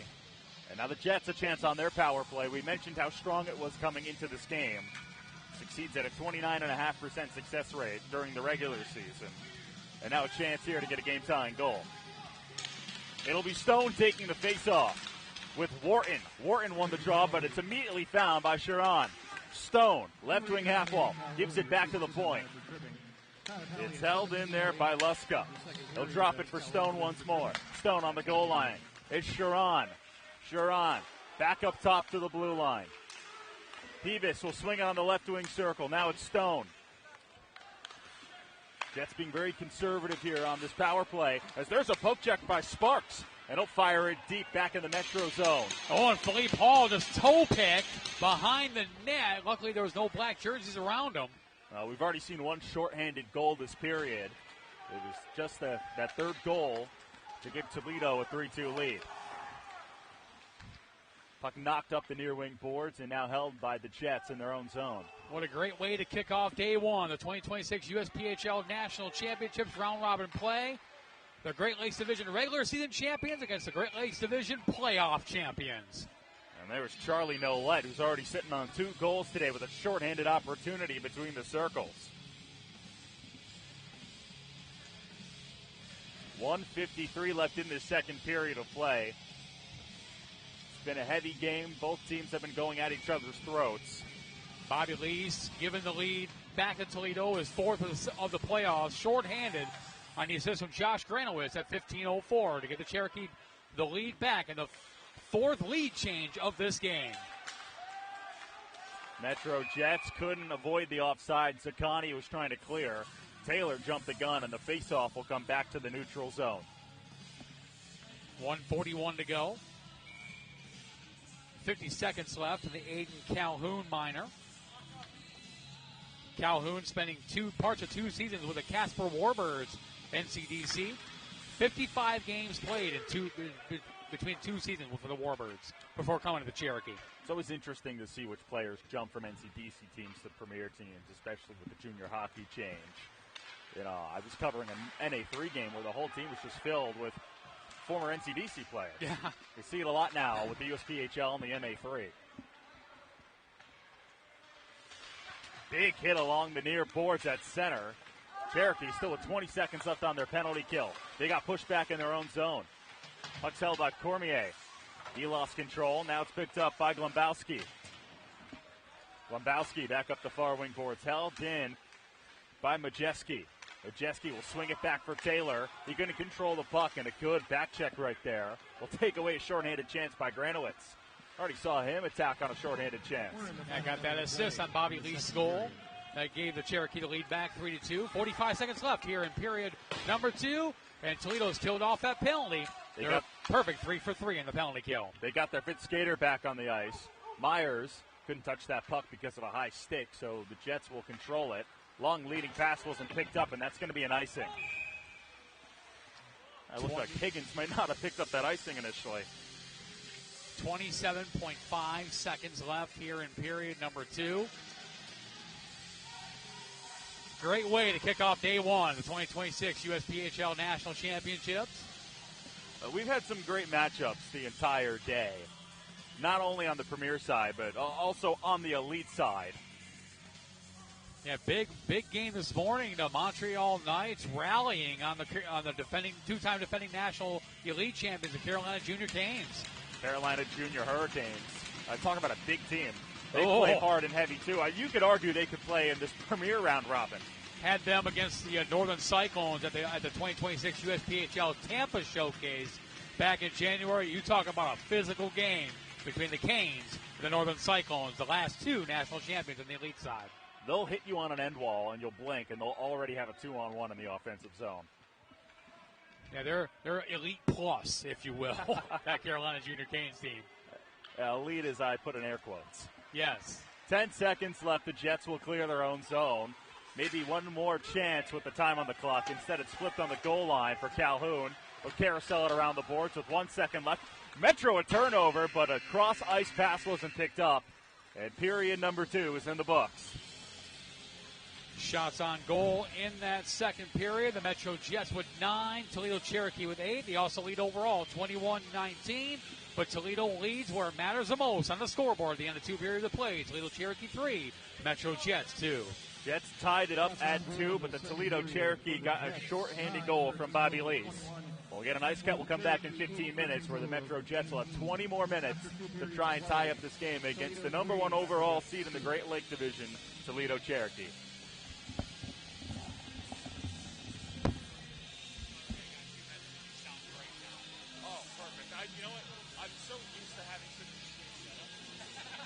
then I was like, how do I make myself louder? And I looked down and I was like, oh.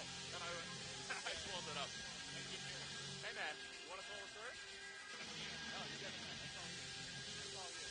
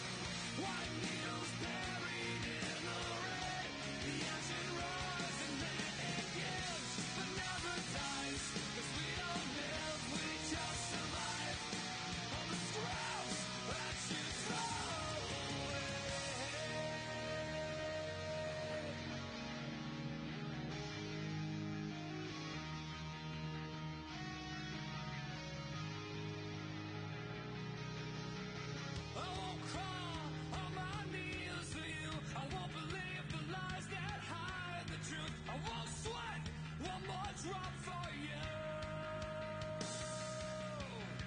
'Cause we are the rust upon your gears. We are the insect in your ears. We crawl, we crawl, we crawl all over you. We so cease to see us through. Our days are precious and so few. We all reap what we are due. Until this sky no longer blue, we bring the dawn long overdue. We crawl, and we crawl, and we crawl all over you.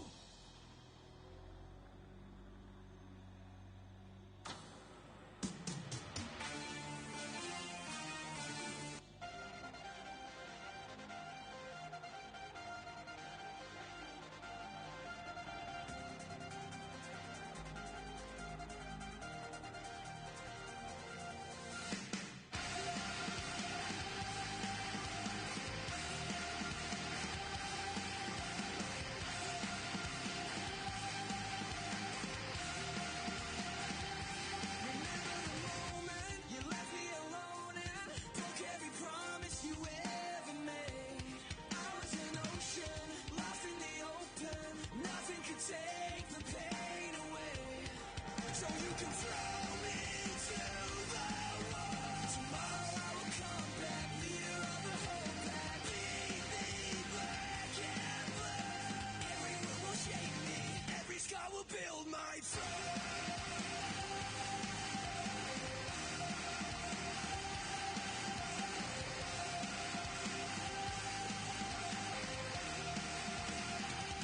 The sticks and the stones that you used to throw have built me an empire, so don't even try to cry me a river, 'cause I forgive you. You are the reason I still fight. So you can throw me to the wall. Tomorrow I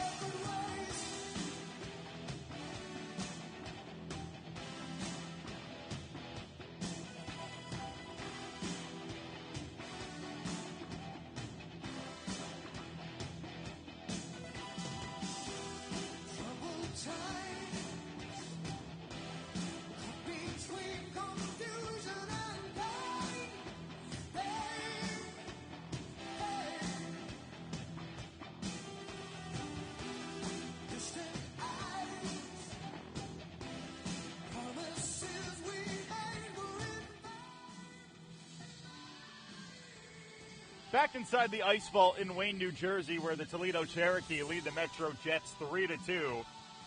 It's a good time to mention right now, if Black Bear TV is your exclusive home with the USPHL, make sure to tune in all week for the USPHL Premier and Elite Nationals right here from the Ice Vault. And coming up from April 24th through April 28th, watch the NCDC Deneen Cup National Championship live from Idaho Falls, Idaho, only on Black Bear TV.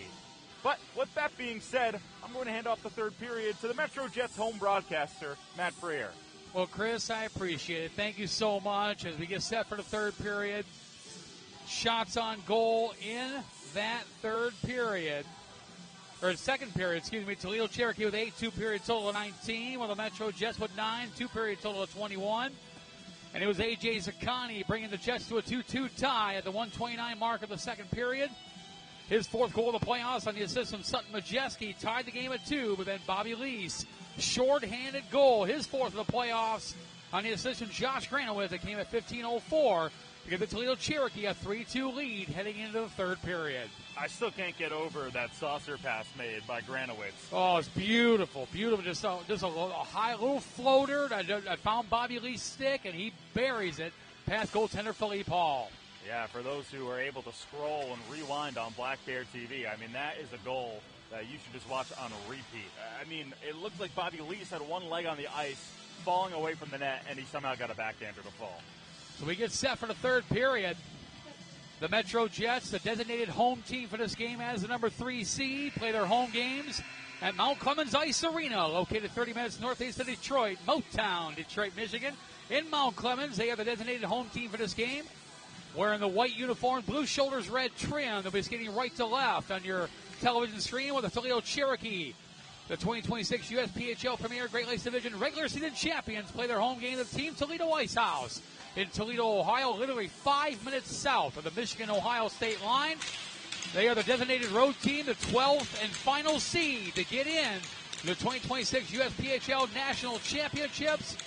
They're wearing the special third jerseys, the black uniforms, white, gray, and red trim. They're skating left to right on your Black Bear TV dial, whether it's your Android, your iPhone, your iPad, your laptop, your big screen TV. However and wherever you're watching us, we certainly appreciate you tuning in to day number 1, the 2026 USPHL National Championships from Ice Vault Arena here in Wayne, New Jersey, live exclusively on Black Bear TV.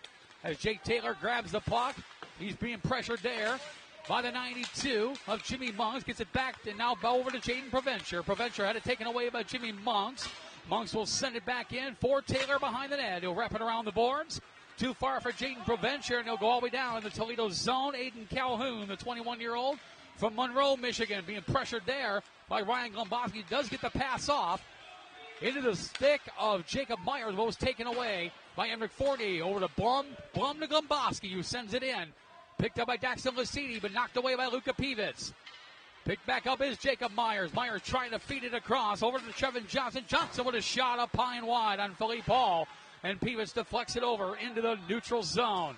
Picked back up by Jacob Myers, the captain for the Cherokee. Deflects it in, goes after it.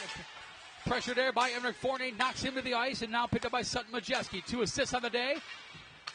Trying to feed it over to Pivitz, but knocked away by Charlie Nolet. Nolet with 2 goals already today. Pressured by Emrick Fournier. The 21-year-old from Boise Shadow, Quebec, Canada, had it knocked away. Picked up by McAllister, knocked away by Luka Pivitz. Well, just got it outside on the delayed offside, forced the Cherokee to tag back up. Now Bobby Lease brings it right back in. He gave his Cherokee the 3-2 lead in the shorthanded goal. Late in the second period, feeds it across to Brendan Hammer, who couldn't get the shot off. Picked out, not out, kept in. By the 14 of Landon Edwards, now over to Brendan Hammer, back, side angle shot there by Jamison Rose, and Philippe Hall covers with 18:02 to go here in the third period. Well, Toledo finally got a shot off on net. It was a nice save made by Hall, but before that shot, Sutton Majeski made what a great poke check in between the slot. He was able to knock away a one-time opportunity and save his goaltender from having to make a tough save. If there was a Selke trophy in the USPHL for best defensive forward, Sutton Majeski would be right at, near, or at the top of that list. And he's another big body that you highlighted earlier, Matt. 6 feet tall on the ice.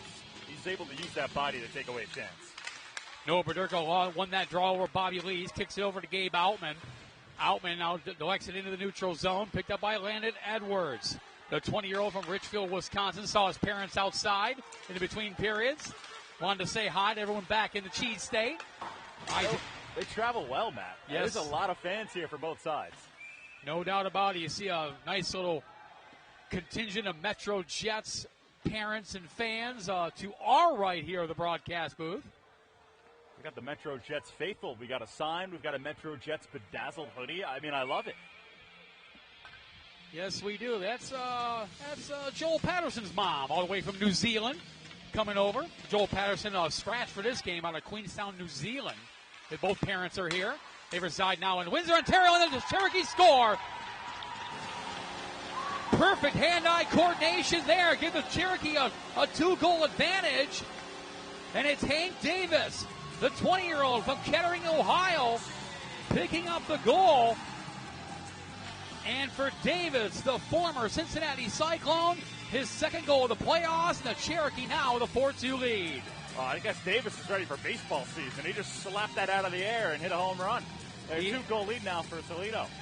Last season, the Cyclones' fourth leading scorer. This year, 12 goals, 13 assists, 25 points for the Cherokee in the regular season. And now the Jets in a 2-goal hole. They trail 4-2. Picked up by Jaden Provencher, who sends it in. Knocked away by Aiden Calhoun. Calhoun being pressured there by A.J. Zaccani. Now it comes back to Alex Catalano. Catalano feeds it up to Landon Wharton. Wharton, the former Red River Spartan, sends it across. Shot save made by Philippe Paul. Rebound collected by Owen Coulter. Coulter now to A.J. Zaccani. Zaccani brings it in. Surrounded by a trio of Cherokee. Turns around, looks for somewhere to go. Has 2 Cherokee on his back. Feeds it over to Provencher. Provencher now over to Ryder Novak. Novak now, top of the face-off circle, send it across. Goes wide. Rebound collected there by Coulter, who knocks his man to the ice. That was Teague Lasiti who went down. As Hank Davis picking up that goal for the Cherokee to give them a 2-goal advantage. Jake Blum grabs it, pressured there by the 42 of Josh Granowitz. Granowitz now had it knocked away, kicks it over to Cameron Krause. Zaccani is there, so is Blum. As they battle over into the corner. Cormier grabs it, pressured by Jaden Provencher.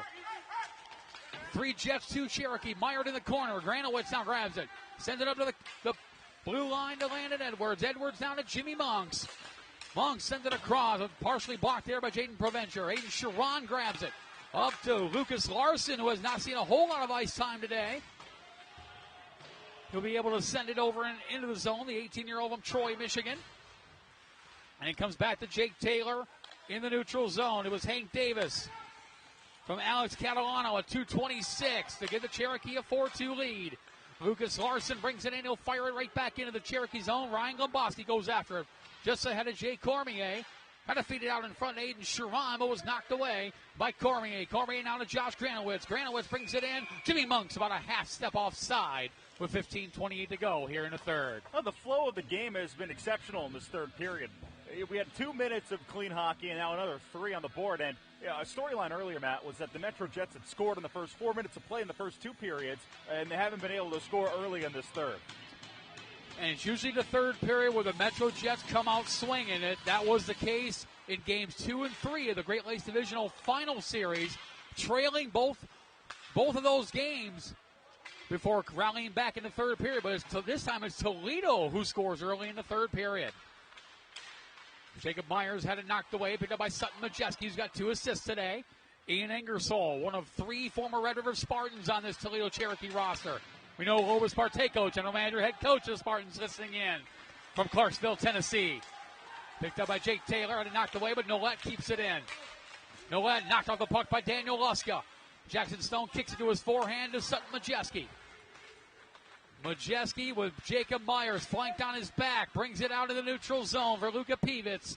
Pivitz out of Majeski. Had it knocked off his stick, and Owen McAllister grabs it. McAllister, the 20-year-old from Carleton, Michigan. Had it taken away by Pivitz. Pivitz to Bunk. Bunk with a shot. Doesn't go all the way through. Nolet now grabs the puck. He'll bring it in the neutral zone. Pressure there by Tyler Fleming. Just knocks it into the Jets' end. Cherokee go for full sail line changes. Isaac Bunk now too far for Jackson Stone, and it comes back to Bobby Lees. Lees, the 20-year-old from Allen Park, Michigan. Feeds it up to the 12 with Jamison Rose. Rose now to Brendan Hammer, back to Rose. Pressured by the Jets version of number 9. It's Isaac Bunk. Bouncing puck right in front of the net, and Evangelista kicks it away. Comes back to Jackson Stone. Stone kicks it over to Tyler Fleming. Fleming trying to get it out. Pressured there by Hammer. Puck comes out across the Rose over to Cormier. Cormier just sends it over to the corner for Hammer.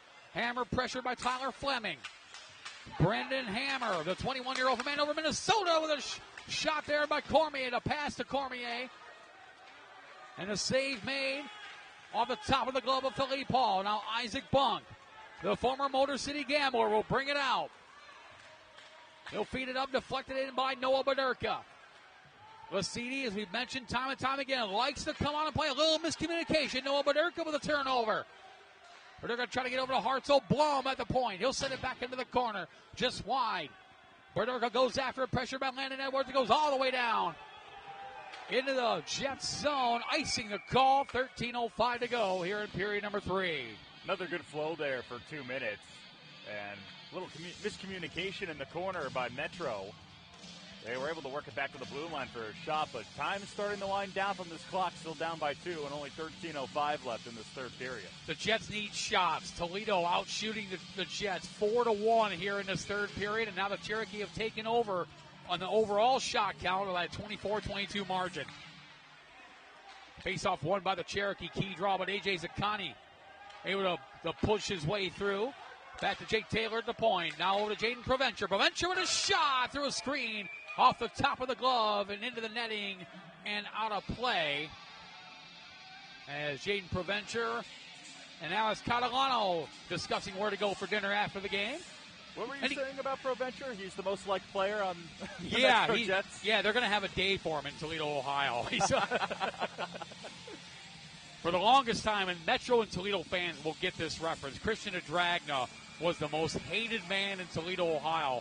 Well, after the divisional finals about 10 days ago, Jaden Provencher has taken over that role. He was just an absolute catalyst for the Jets against the Cherokee in the Great Lakes Division Finals. Another key draw win by the Cherokee. Comes out in the neutral zone. Zaccani feeds it back to Jake Taylor. Taylor now to Provencher. Jaden Provencher. Coming up all the way through the Metro Junior Jets hockey stables, from the Mighty Mites all the way to the top, to the junior team, save for a 1 year with the Lance Crews unified in the Michigan High School Athletic Association. Baderka kicks it over to Jake Taylor. Taylor now back to Provencher. Provencher and Taylor dangerously close in front of goaltender Philippe Paul. Taylor feeds it up to Gabe Outland, deflects it past Aiden Calhoun. Ian Ingersoll will grab it. Ingersoll back to the 89 of Calhoun. Back to Ingersoll, who sends it in as a collision there between Nathan Sparks and Henrik Fournier. And a penalty coming. 2-minute minor for interference. And I believe it's on the Jets. Henrik Fournier. Well, the Jets going back in the box. That was really their kryptonite in that second period, Matt. You know, the MetroJets are on their penalty kill just quite too often, and already down by 2, they'll have to kill off another minor penalty with 11:49 left. Down by 2. Toledo 1 for 3 on the power play. As that goal, that was Charlie Nolet's first goal, came in the first period. Granowitz over to Cormier. Jake Cormier now. Feeds it over to Cameron Krause. Krause pressured by Isaac Bunk. Sutton Majeski comes to help out. He'll grab the puck, trying to send it out. Not out, kept in by Cormier. Cormier now over to Josh Granowitz. Granowitz back to Cormier. Cormier with a shot, doesn't get all the way through. And Jake Blum grabs it, but not out. Kept in by Jimmy Monk's nice play. Here goes Jake Cormier. He's got some room. Sends it across over to Granowitz with a shot. Bouncing puck. Cameron Krause had it knocked away. The last second by Philippe Paul with a nice poke check. Comes back to Sutton Majeski. Majeski backhands it and does get it out of the neutral zone. Jets go for wholesale line changes. Cherokee's trying to seize the opportunity. Jimmy Monks Sends it over to the corner. Aiden Sharon will grab it and send it down into the Cherokee end. It's been a much better penalty kill for the MetroJets this time out. Just about a minute, make it exactly a minute left in this fourth power play opportunity for the Toledo Cherokee, who lead this game 4-2. Nolet had to take it away by Tyler Fleming. Fleming feeds it up to Ryder Novak. Novak pressured there by Bobby Lees. Lees feeds it back, knocked away by Aiden Sharon. Sharon grabs it and sends it down into the Cherokee zone. Now, Metro's done a great job of keeping Toledo outside of what I call the danger zone. They haven't been in between the circles, on the circles. It's all been on the outside on the boards, Matt. And that's something that they've got to overcome here with time running out. 10:15 to go. Here come the Jets. Provencher had it knocked away by Nolet, and puck sent all the way down. Bobby Lees catches up to it, pressured up by Jake Taylor, who knocks it away. And a couple players is Jaden Provencher. Who else? Along with the 14 of Landon Edwards. And do believe both are going to go.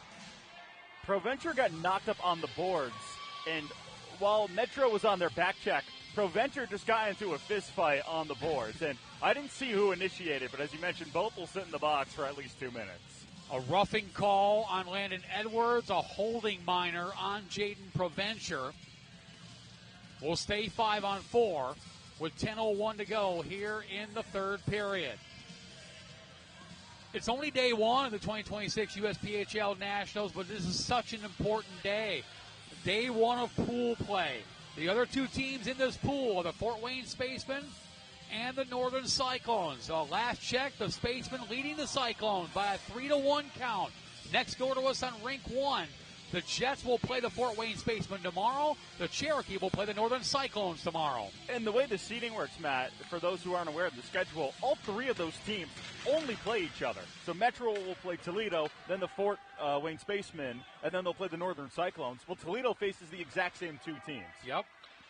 And the best record of those four clubs in that pool will get an automatic trip to Saturday's national semifinals. The three pool winners, automatic bids with the fourth seed, if you will. The best record, if you will, of the second place teams from each pool.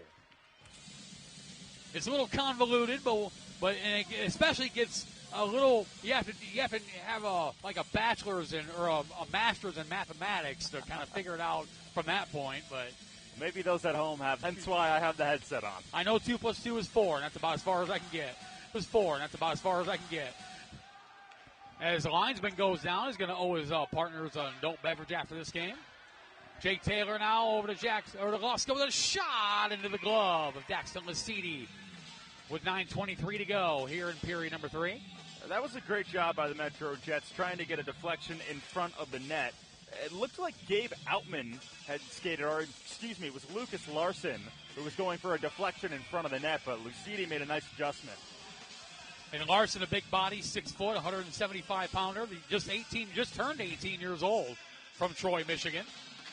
He won't be getting that beverage with the linesman. No, he will not. Picked up by the Cherokee, but knocked away by Sandro Evangelista. Over to Zaccani. Zaccani to Baderka. Baderka to Zaccani. Over to Evangelista. Little tic-tac-toe, but Lasidi was able to kick it away. And it comes back to Landon Wharton. Wharton now gets the puck back from McAllister. Now here come the Jets the other way. 3-on-2.5. Zaccani brings it in. Little sidestep with 3 Cherokees surrounding Zaccani. That happened throughout the Great Lakes Division Finals. Every time A.J. Zaccani touched the puck, there were 2, 3, sometimes 4 Cherokee fighting his back. Comes back to Tyler Fleming. Fleming now over to Isaac Bunk with a shot. Nice block there by Catalano. Gets the puck back. Comes back to Fleming at the point. He'll fire it across. Was knocked away. Puck still kept in, at least temporarily. Now finally deflected into the Jets zone. Isaac Bunk will grab it. Up for Sandro Evangelista, who sends it in.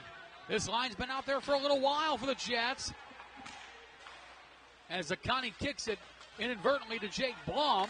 Isaac Bunk. Bunk, long stretch pass to Sandro Evangelista. Sandro Evangelista was knocked away by Aiden Calhoun. Evangelista gets it back over to Sharon. Sharon had it taken away there by Ian Ingersoll. 8 minutes to go here in the third period. Toledo Cherokee up 4-2. here in day number 1 of the USPHL National Championships as Sharon deflected it in to the paraphernalia of Daxon Lasiti with 7:52 to go here in the third. And the MetroJets have really controlled the pace of play in these last couple of minutes. And you're going to go back and look at that missed shot from the point. It looked like Tyler Fleming was going to have a clear lane to shoot, and it was just a weak stick. And we've seen that a couple of times with Metro early on in this first game against Toledo. Just not being able to execute in those moments. It was a one-timer in the second period with a weak stick from the circle. And the Jets are not getting the quality opportunities they're accustomed to getting to try to put a puck in the back of the net. That's got to change here with 7:45 to go here in period number 3. Trailing 4-2, and the puck was offside. And Enric Fournier may be swearing in French. There's where my 8th grade French class comes in the hand on the Fournier language. It looked like it wasn't going to get called, by the way, Matt, the offsides. And then you saw the Toledo bench erupt. Yes. They were angry. They wanted that offsides called, and then the officiating crew called it. Credit them with the assist. Picked up by Provencher, not trying to avoid the check by Jamison Rose.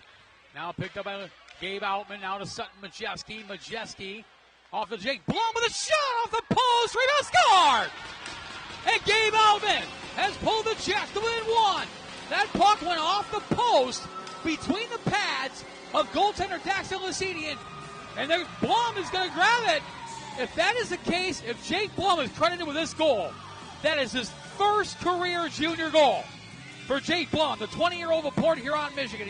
This is his second year with the Jets. If he's credited, that is his first career goal. And what a time for it to come. Well, you were looking at the way the game was unfolding, and the MetroJets just couldn't get a lucky bounce. And when Majeski shot rang the post, you almost put your head back and go, again? And then, as you mentioned, Blum was there to clean it up and get them back to within 1. And we've got a game again with 7:18. Gabe Altman was right there to pounce on it. And indeed it is. Jake Blum being credited with a goal. That is his first career USPHL Premier goal. On the assist from who else? Sutton Majeski, his third assist of the game. The Jets now trail by 1 at 4-3. Bouncing puck to Philippe Paul, who covers it. So Jake Blum, in his 93rd career game, including playoffs, scores his first goal in the USPHL Premier. And again, Chris, it could not come at a better time. Oh, well, 2 things, Matt. First of all, let's see if the MetroJets can capitalize off that momentum. We saw them score early and often in period 1 and 2, but they weren't able to capitalize off of that. And then afterwards, on the other end, Provencher took a big hit on the end wall. May have been a boarding, but it wasn't called. And he looked shaken up going back toward the bench. Well, Provencher's a marked man with the Toledo faithful. That is for sure. He is standing up on the bench, chatting with equipment manager Paulie Sheridan, who is celebrating his 25th year with the MetroJets organization. He dates all the way back to the Central States Development Hockey League days. Also, if you will, I know Dave Ross, the athletic trainer for the MetroJets. He's tuning in on Black Bear TV. Just recently celebrated his 20th year with the MetroJets. The 2 guys responsible for the culture that they've built. No doubt about it. And we always like to say with the MetroJets, you know it's a big game when Director of Hockey Operations General Manager Justin Kinville's behind the bench, along with Jake Howie, head coach of the MetroJets Development Program, Danny Vanderweel, head coach of the MetroJets Elite, and of course head coach Jamie Lovell.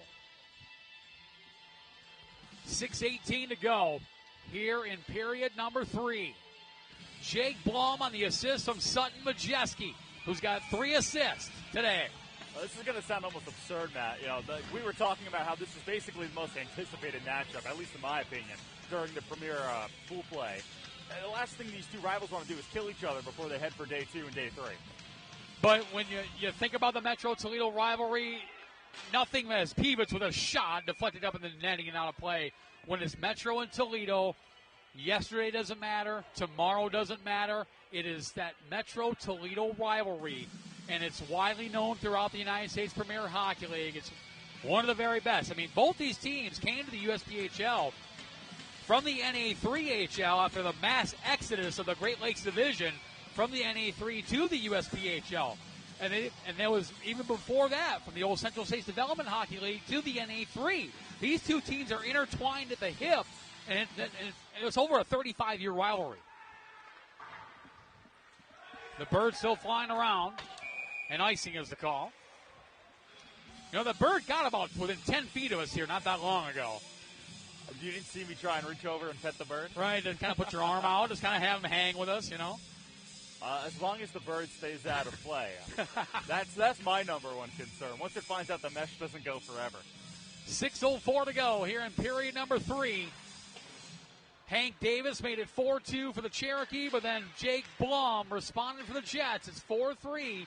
And since then, we say that, here comes Trevin Johnson. Johnson with a shot off the helmet and into the netting and out of play. With 5:49 to go here in the third. I was getting ready to say, most of the play since Blum's goal has been in the Toledo defensive zone. Yeah, Toledo has been pushed back on their heels a little bit. That was their first real good look on offense. And talk about a rifle that Johnson has. Came down the left wing boards and sniped one. And it was about maybe a couple of centimeters from going over the top left shoulder of Hall for a goal. Face off to the right of goaltender Philippe Hall. Key draw win there by Landon Wharton, who fed it back to Tigla City, but here come the Jets. Hayden Sharon pokes it into the corner. Met there by Owen McAllister. McAllister wraps it around the boards. Kept in, though, as Jake Blum pinching in.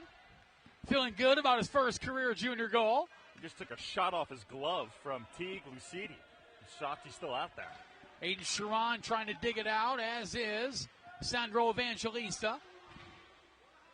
Puck comes out, Outman trying to keep it in, but was knocked away. And picked up by Provencher, who's back on the ice again.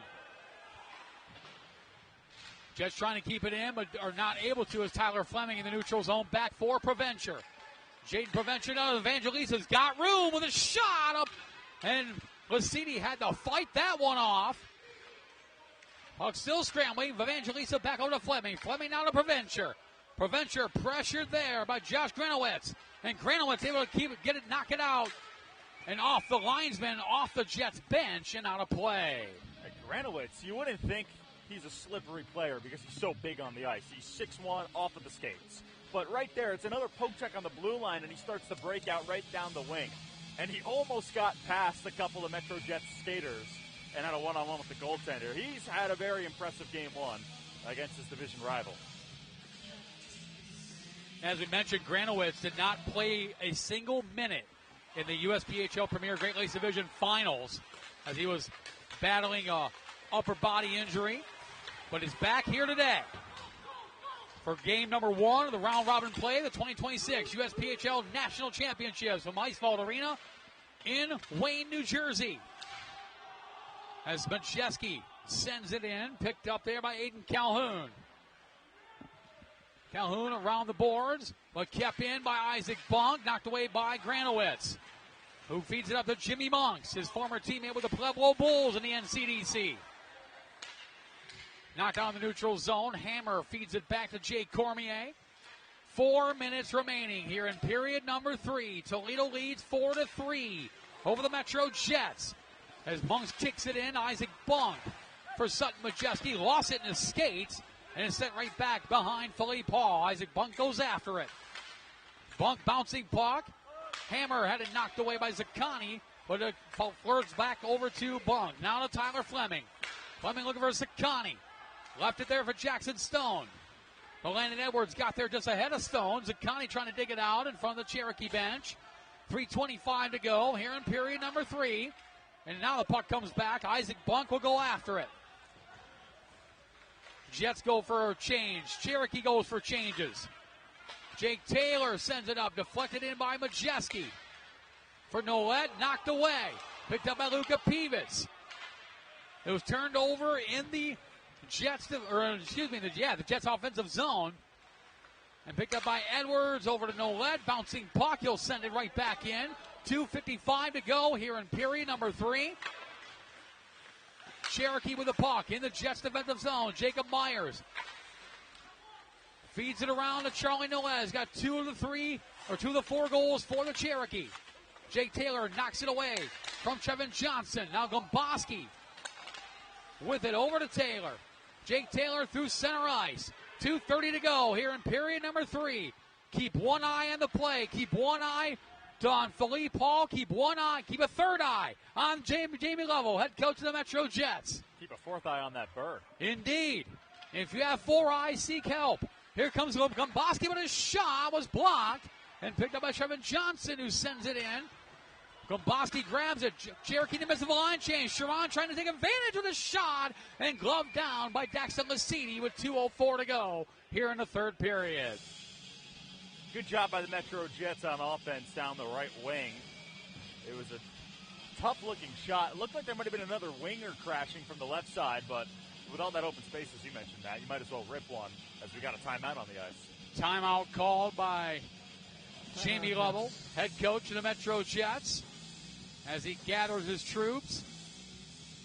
Opportunity for Kenny Miller as well to gather his players and get them all squared away with 2:04 to go. Well, this is a big moment, Matt. Because of that shot and the save by Lucidi, now you're going to get an offensive zone face-off draw. So you're going to be looking at Philippe Paul, to come off of the ice and get that 6th extra skater out. And right here, this might be the most pivotal face-off of the entire weekend for the MetroJets. Try and win a draw, get a shot, and tie up the game. You don't want to end day 1 of the USPHL Nationals 0-1. You know, that's the key thing.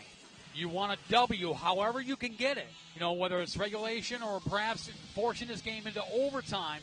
Either one, no matter what, you want a W to start your week. Otherwise, it's a tall mountain to climb on days 2 and 3. We'll see what the MetroJets draw up here. It's a long discussion right now on the ice. I'm sure it'll be interesting to see which 6 guys will go out there on the 6-on-5 when Philippe Paul gets cold. 2:04 to go here in period number 3. And don't be shocked to see Philippe Paul standing outside the blue paint. He'll be about halfway up between the face-off dots. Shots 10-9 in favor of the Jets in this third period. 31-28 overall. Key draw win by Sharon. Blum now over it for Provencher, who's able to keep it in. Sent it over to the corner, looking for Gabe Outman. Evangelista trying to grab it, and he does. Evangelista, partial deflection and knocked away, and that's going to be icing. 1:48 and counting. 1:47 to go here in the third period. Yeah, interesting. Philippe Paul never came outside the crease. It looked like pulling him was never a part of the game plan. 15 seconds have been shaved off the clock, so we'll see if that changes. There's now a timeout's called on the other end. Kenny Miller utilizes his timeout. It's been this way all season long between the MetroJets and the Toledo Cherokee. Close games. Timeout, Toledo. The Jets, during the regular season, 4-2-0-1 against the Cherokee. I mean, these two teams, as you mentioned, Matt, they're intertwined at the hip, not only in the same division, not only, however, so far away apart in Michigan, but also 36 wins for Metro, 37 for Toledo, 75 points for Toledo, 73 points for the MetroJets. I mean, these two teams can't shake each other off. For those here on the East Coast, what? Not to put you on the spot, Chris, but what would be a big rivalry on the East Coast, like for Connecticut, for example? Well, in the Atlantic, you have the Blue Bloods, and by Blue Bloods, I mean the original teams that were in the USPHL. So the New Jersey Hitmen, who have home to the USPHL National Championships this year, them in Jersey, or them in PAL Junior Islanders. It's kind of gotten watered down a little bit with the Boston Junior Bruins because they left, but now they're back. But it would be those teams along the East Coast. And that's the best way to describe to fans here on the East Coast what the Metro Toledo rivalry is about. And that's a good analogy, like the Jersey Hitmen, Jersey and New Jersey Rockets, as face-off one and knocked away. Jaden Provencher goes after it, eases up for Jake Blum. Philippe Paul looking at the bench, waiting for the official word to go. This could be icing. No, but Noah Baderka knocks it away. Baderka out, nice hustle there by the 19-year-old of Petoskey, Michigan, to negate the icing. Provencher in the zone, offside with 1:21 to go here in the third. Well, Philippe Paul's feet are in the mud right now. He isn't even thinking about leaving that crease. There was a point, like you mentioned, where they negated the icing on the goal line, and Philippe Paul didn't even inch toward the bench. He's been looking. He's been waiting as Jamie Lovell is barking orders at Philippe Paul to keep your eye on the play. Wait for the signal. Nolet, soft pass over the stick of Jaden Provencher. Provencher now to Jake Taylor. Hall's looking towards the bench. Taylor to Noah Baderka. Baderka knocked away there. Great play by Jake Cormier. And here come the Cherokee back the other way. Jacob Myers will send it across. Zakani knocks it away. Picked up by Taylor. Taylor now to Majeski to Baderka. Less than a minute remaining here in the third period. Baderka sends it over to the corner. Nolet gets there first. Majeski trying to get it away from Trevor Johnson. Comes out as Zakani deflected. Big pad save by Lasiti. And Philippe Paul was coming, but the puck comes back in the neutral zone. Picked up by Baderka. Baderka knocks it in, but Jake Cormier sends it right back in. And that's going to be icing with 33 seconds to go here in the third. Well, this is where you get a little old-school philosophy as Philippe Paul will go toward the bench with a sixth skater, and the new school philosophy. We see a lot in the NCAA and in the NHL now. You pull your goaltender with 3, maybe 2 minutes left, because what matters, is you getting that goal. It doesn't matter if you give up the empty netter, but not a lot of time now for the MetroJets to execute with the 6-on-5. And Hall is on the bench. Extra attacker on the ice. 33 seconds to go here in the third period. Jets trying to tie this game. Trailing by 4-3. Important draw here. And Jackson Stone feeds it across over to Peavett. Peavett's now. Blum to Bunk. Bunk with a shot. Knocked away. Blum able to keep it in. Jake Blum sends it over to the corner. Met there by Gomboski. Gomboski over to, not away by Granowitz, who just lobs it down a little too hard. That's going to be an icing call with 16.1 to go. Blum had the puck on the left wing point on the blue line. And it looked like he had a winger cutting between the right circle and left, and instead he dumped it into the far wing corner. And that miscommunication could have led to that icing or potential empty net goal. 16.1 seconds left here in the third. Pivotal day one matchup. Important draw in, but Zakani able to grab it away. Calhoun just freezing it up along the boards. 8 seconds left. Picked up by Provencher, who was knocked to the ice. Knocked away by Peavett. Peavett's toe picked. Comes back over to Jake Blum. Time's up. Horn sound. Defeated the MetroJets. Jets by a score of 4-3. It looks like Provencher got caught in between leaving the ice, and he's starting a fight with everybody. Yes, indeed. And the Metro Toledo rivalry continues. Another chapter being written. And the Toledo Cherokee have defeated the MetroJets by a score of 4-3. Shots on goal in the third period. Metro with 11, game total of 32. Toledo with 9, game total of 28. Hank Davis with the game-winning goal at the 2:26 mark of the third period. The Toledo Cherokee have defeated the Jets, and now the Cherokee will look ahead to tomorrow, 6:45 p.m., right here on Rink 2 against the Northern Cyclones. While the MetroJets will look to regroup as well. They will play the Fort Wayne Spacemen tomorrow. Coming up next here on Rink 2, it's the Hampton Roads Whalers Fresno Monsters, which should be one heck of a game. Chris, thank you so much, my friend. Certainly a privilege. Thank you for allowing the third period, and I certainly appreciate it. Matt, it was a great game overall. The MetroJets had jumped out to early goals in the first and second, but then they put themselves behind, and they just could never climb back up top the mountain. They had a good look in the final couple of minutes. They couldn't pull Philippe Paul in time, and as you mentioned, a brutal one-goal loss. You don't want to lose on day one, but the MetroJets still with 2 more, as you mentioned, against Fort Wayne tomorrow at 6:45 p.m., and then the Northern Cyclones at 6 on Friday. And last update we had on the Fort Wayne Spacemen Northern Cyclones game, the Spacemen were up by a score of 3-1. And update over from next door, a final, Fort Wayne Spacemen 4, Northern Cyclones 2.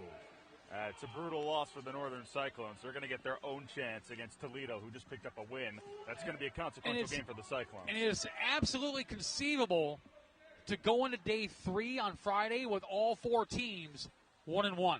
Absolutely. That's how talented this pool is. Oh, my goodness. My goodness. Insane. Well, Chris, thank you so much, my friend. Certainly appreciate you. Best of luck the rest of the way here at the USPHL National Championships. And, Toledo Cherokee, 4-3 winners over the MetroJets.